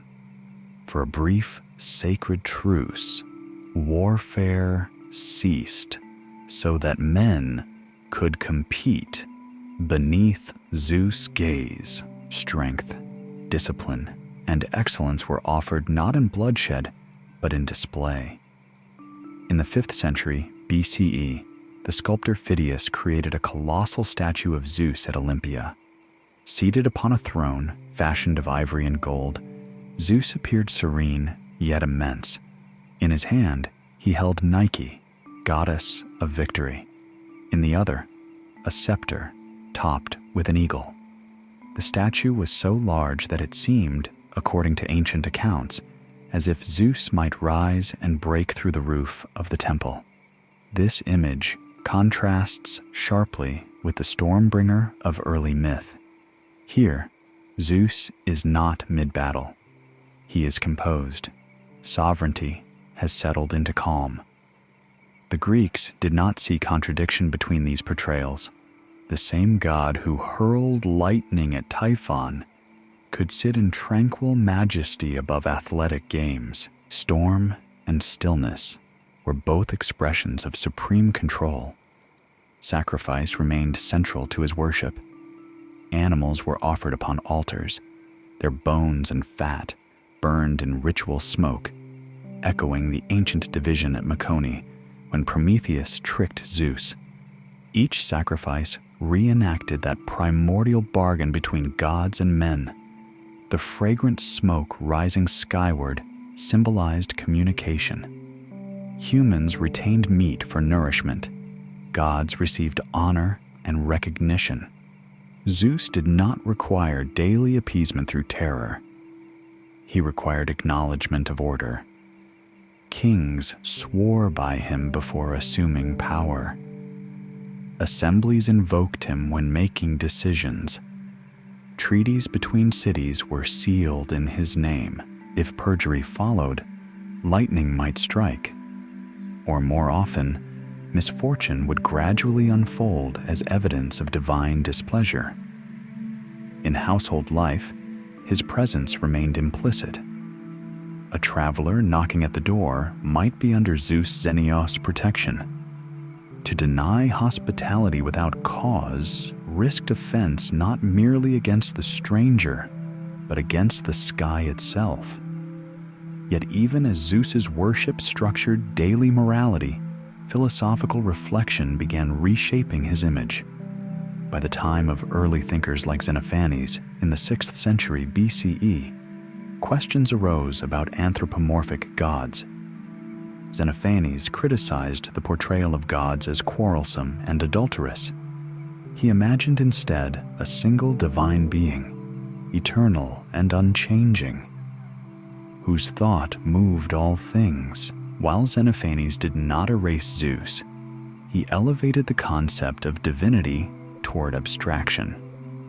Later, the Stoics would identify Zeus with logos, rational principle pervading the cosmos. In their view, Zeus was not merely a bearded figure hurling thunderbolts, but the intelligent fire organizing reality.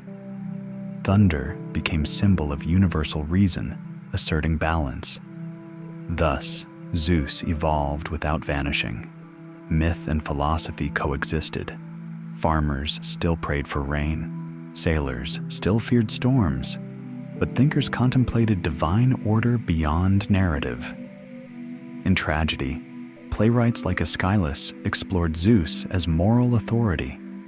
In the Oresteia, justice unfolds across generations, culminating in transformation from blood vengeance to civic law. Zeus' will underlies this shift, suggesting progression from chaos toward structured justice. Even in suffering, Zeus' presence implied meaning. Yet not all accepted his justice without question. In Aeschylus's Prometheus Bound, the Titan appears defiant, accusing Zeus of tyranny. Though the play reflects later interpretation, it reveals an evolving tension. Is Zeus just because he is powerful, or powerful because he is just? The Greeks did not provide a single answer. Instead, they held the tension within narrative.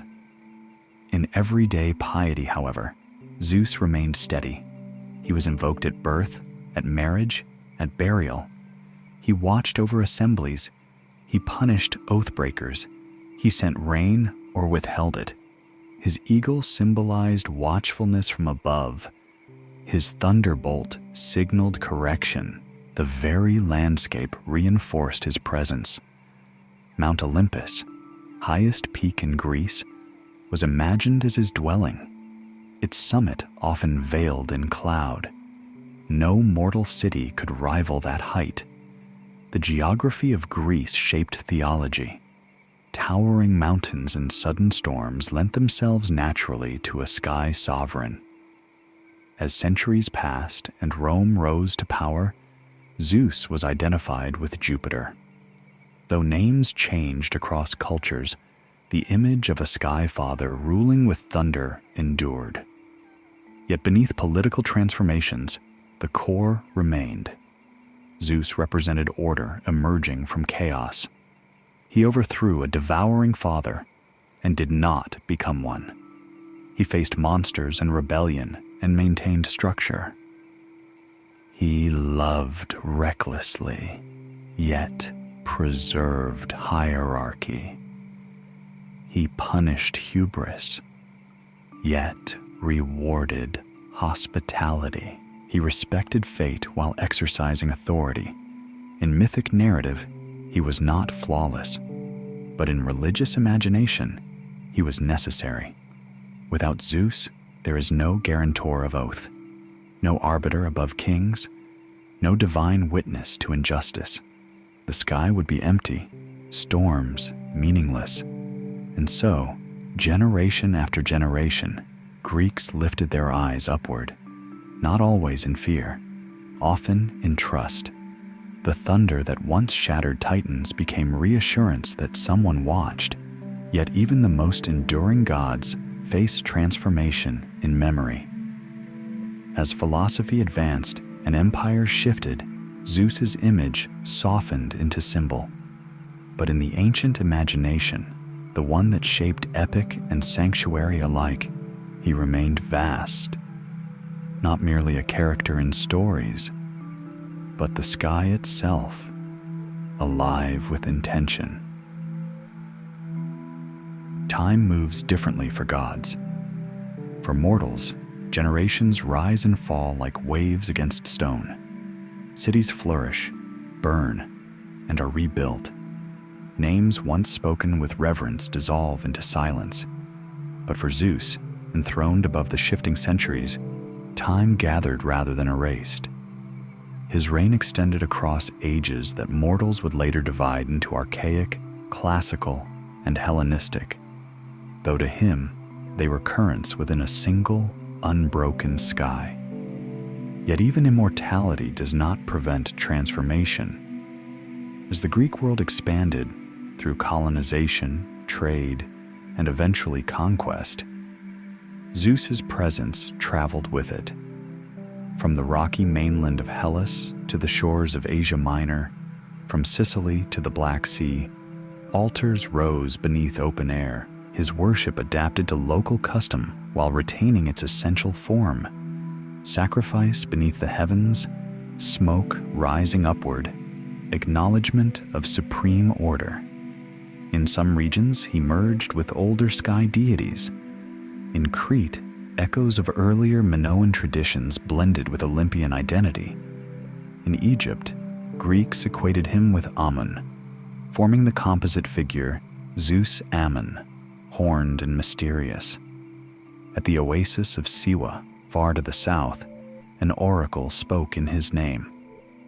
When Alexander the Great journeyed there centuries later and was proclaimed son of Zeus Ammon, the old mythic pattern resurfaced, kings legitimizing power through divine paternity.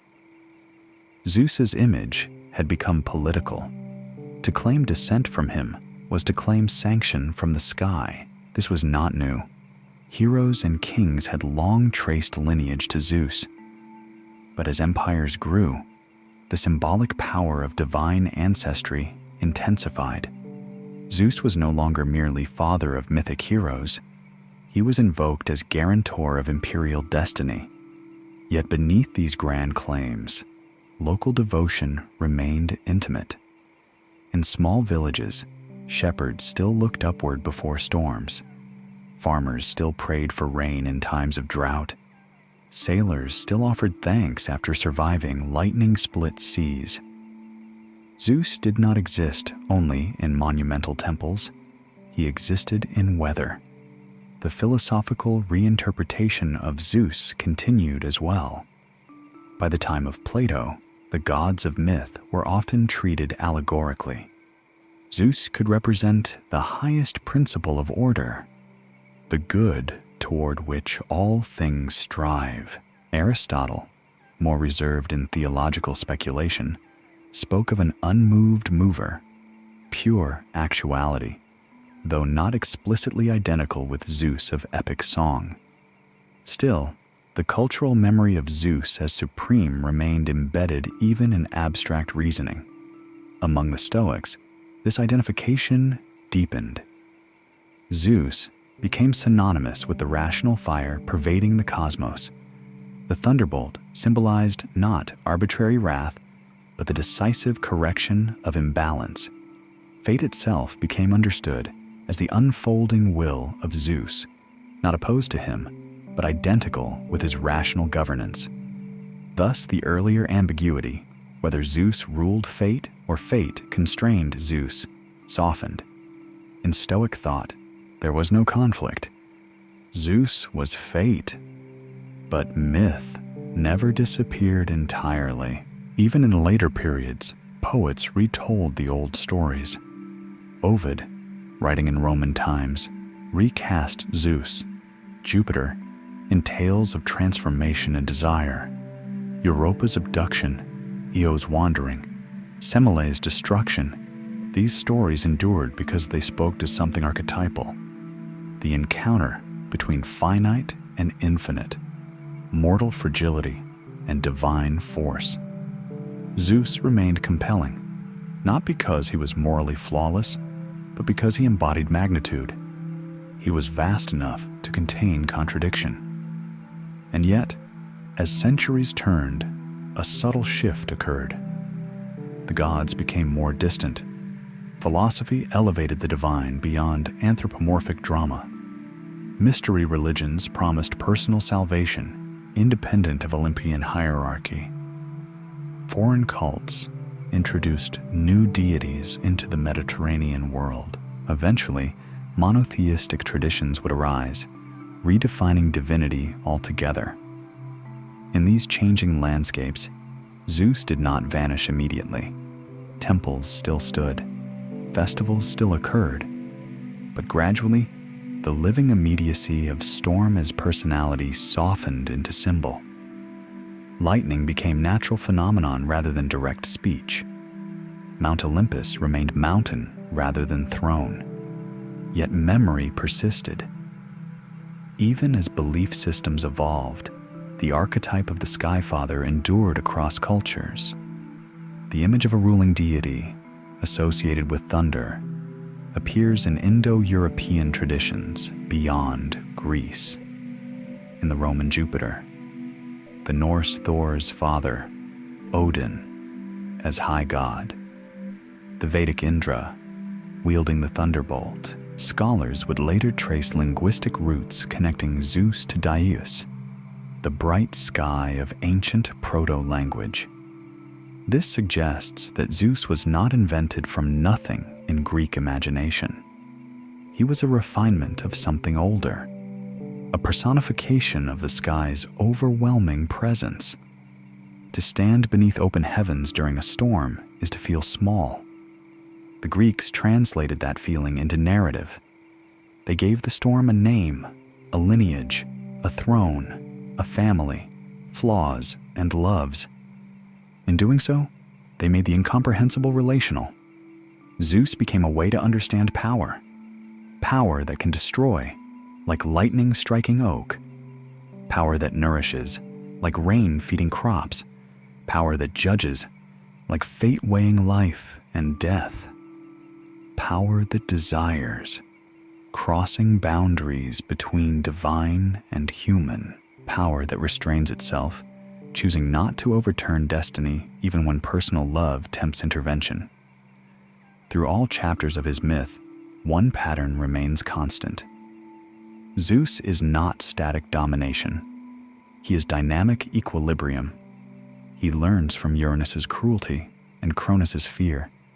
He avoids birthing a son destined to overthrow him. He disciplines rebellion without annihilating structure. He balances love and law imperfectly, yet persistently. He allows humanity to suffer, but not vanish. He honors fate, yet shapes events within its boundaries.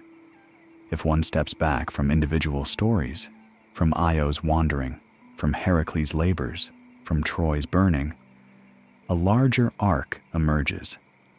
Zeus represents the stabilization of cosmos after primordial chaos. The early myths are violent because creation is violent.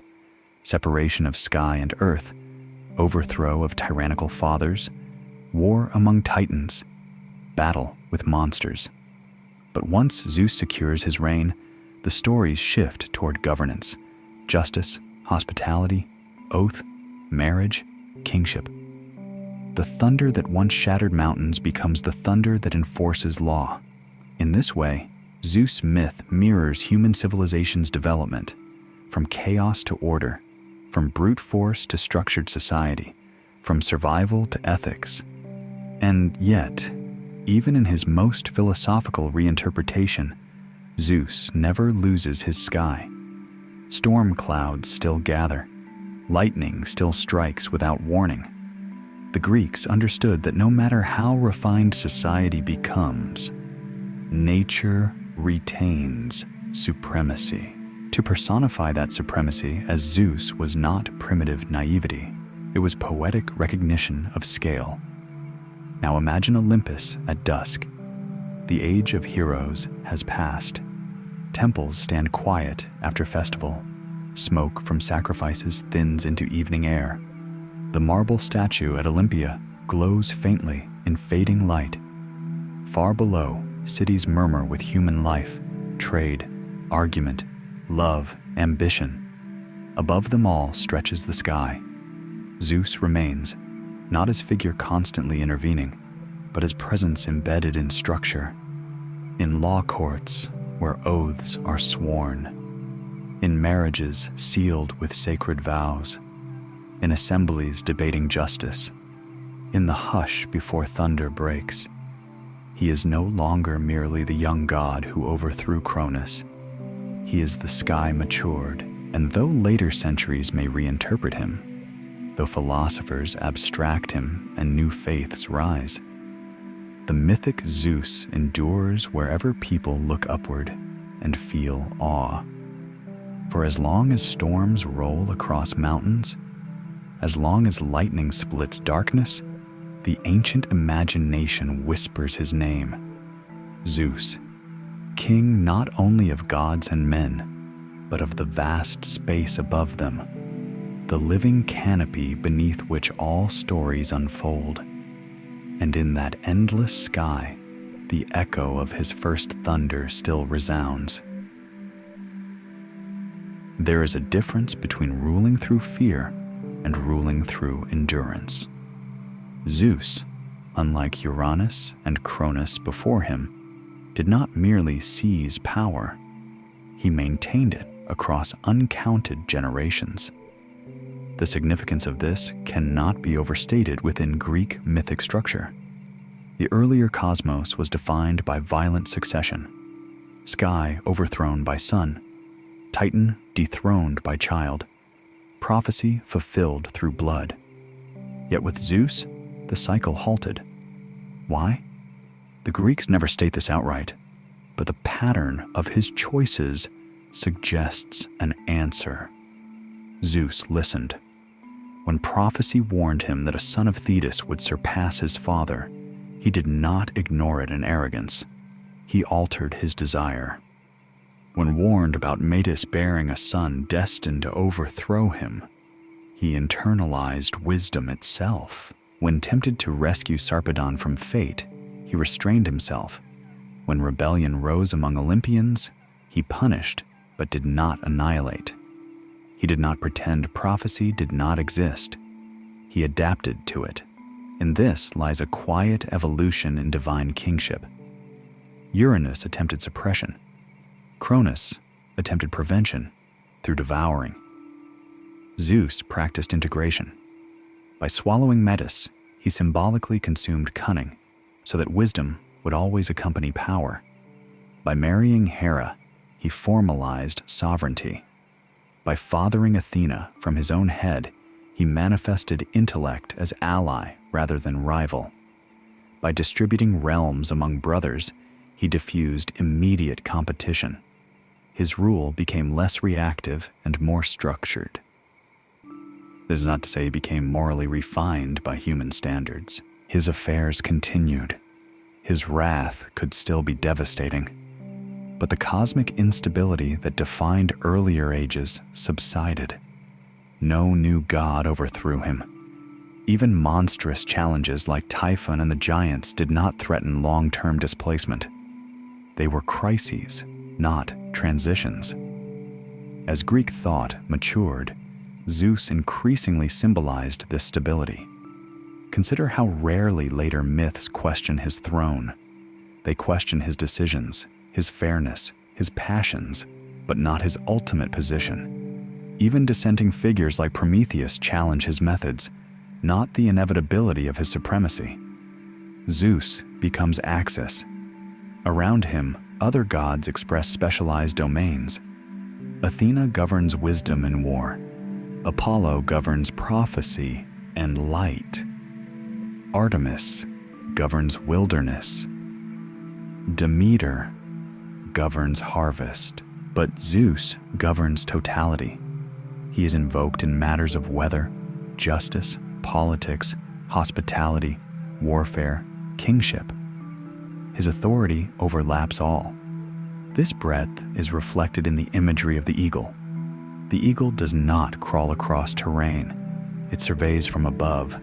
Its vision encompasses distance.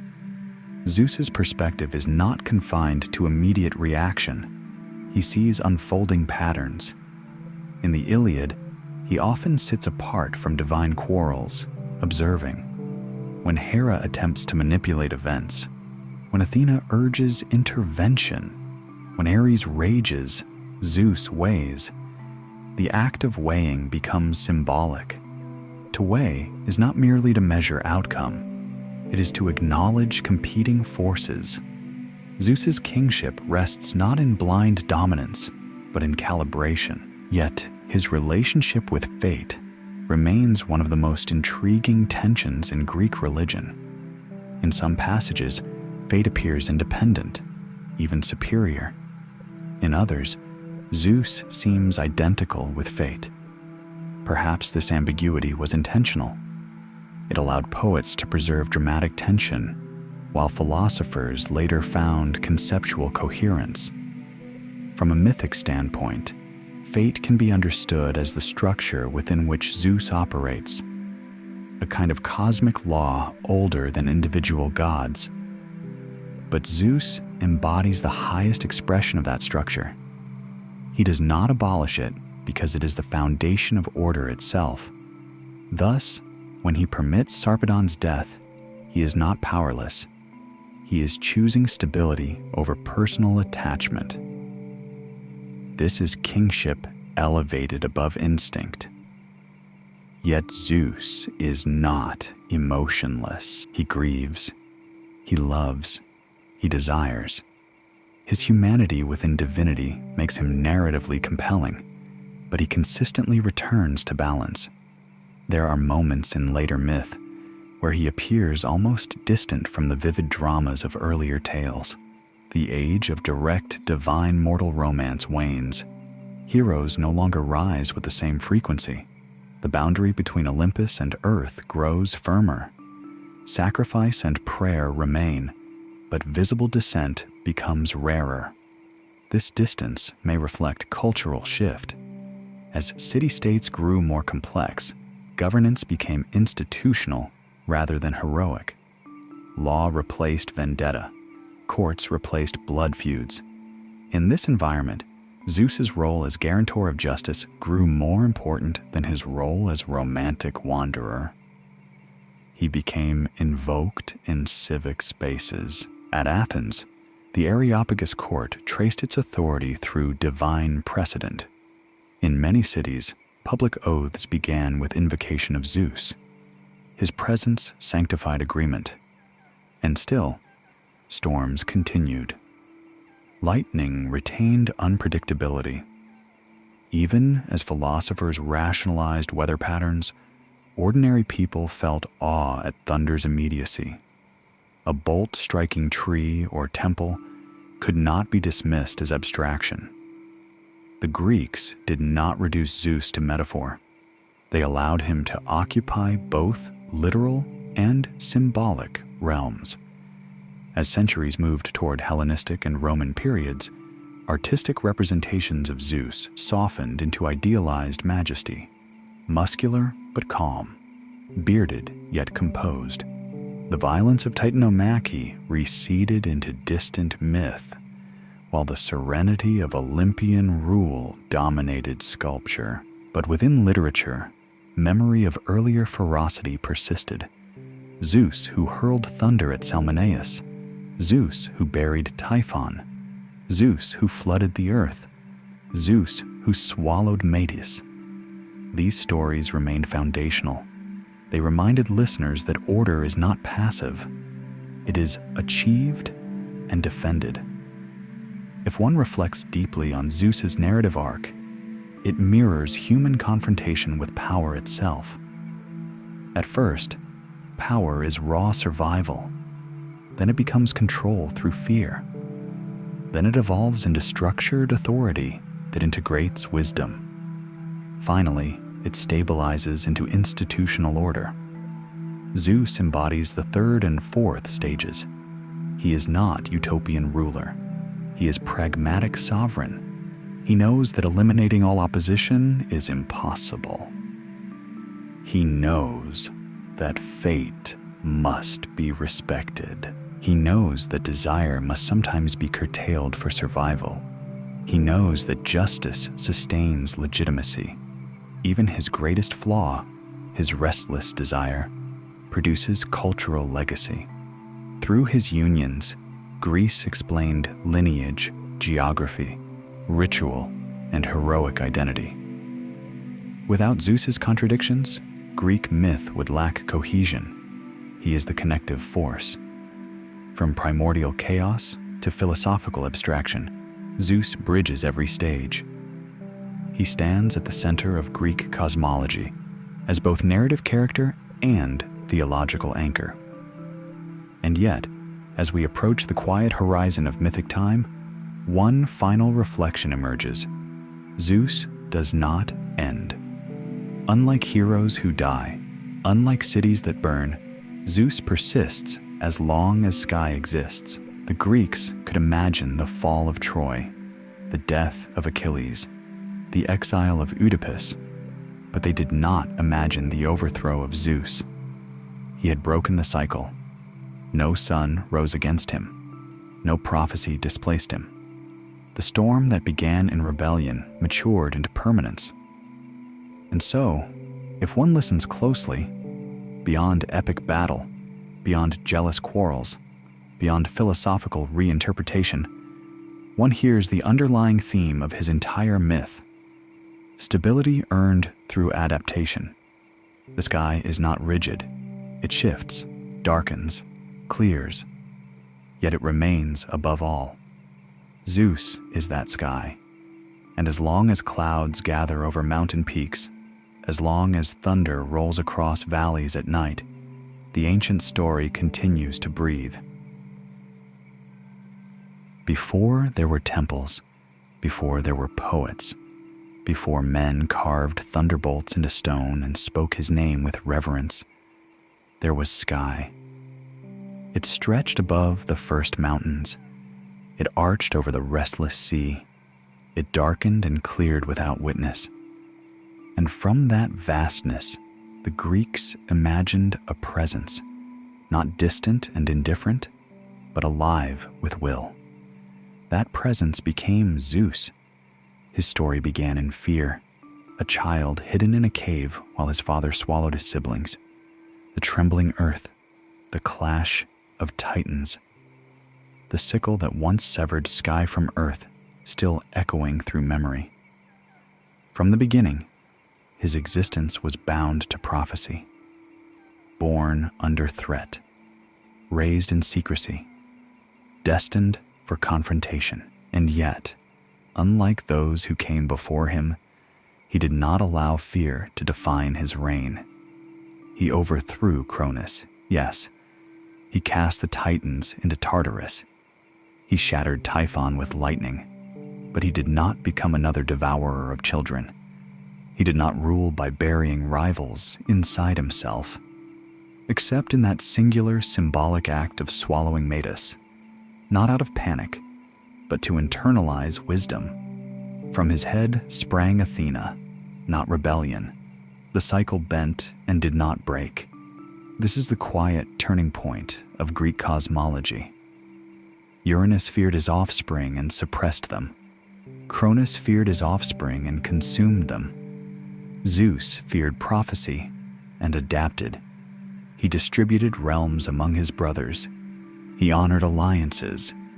He allowed structure to replace raw dominance. When rebellion stirred, he punished without erasing. When fate opposed his desire, he weighed rather than shattered. In this, Zeus became something new in myth, a king who endured. His loves spread his influence across earth. Io wandering across continents, Europa carried over sea, Danae visited as golden rain, Alcmaeon embraced under borrowed face. From these unions came Perseus, Heracles, Minos, Sarpedon, Dionysus, heroes and kings who shaped landscapes in memory. Through them, Zeus's sky touched soil. Yet those loves were never simple gifts. They carried suffering. Women bore exile, madness, jealousy. Children bore trials. Hera's resentment became woven into the lives of innocents. Zeus was not gentle in his desire, but neither was the sky. Storms nourish and destroy. Rain feeds crops. Lightning splits trees. The Greeks did not demand that their highest god embody moral perfection. They demanded that he embody magnitude. And he did. When Prometheus stole fire, Zeus answered not with annihilation of humanity, but with Pandora. Suffering mingled with hope. When mankind grew corrupt, he sent flood. Destruction mingled with renewal. When Troy burned, he allowed fate to unfold. Grief mingled with destiny. His justice was not sentimental. It was structural. He guarded oaths because without trust, society fractures.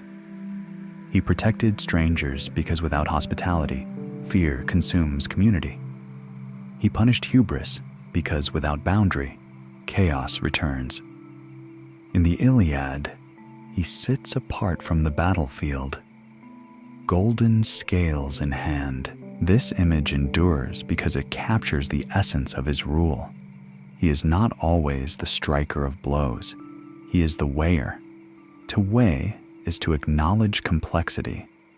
And so Zeus becomes less the roaring storm of youth and more the steady sky of maturity. Temples rise in his honor. At Dodona, oak leaves whisper his will. At Olympia, athletes compete beneath his gaze. In courtrooms and assemblies, his name seals decisions.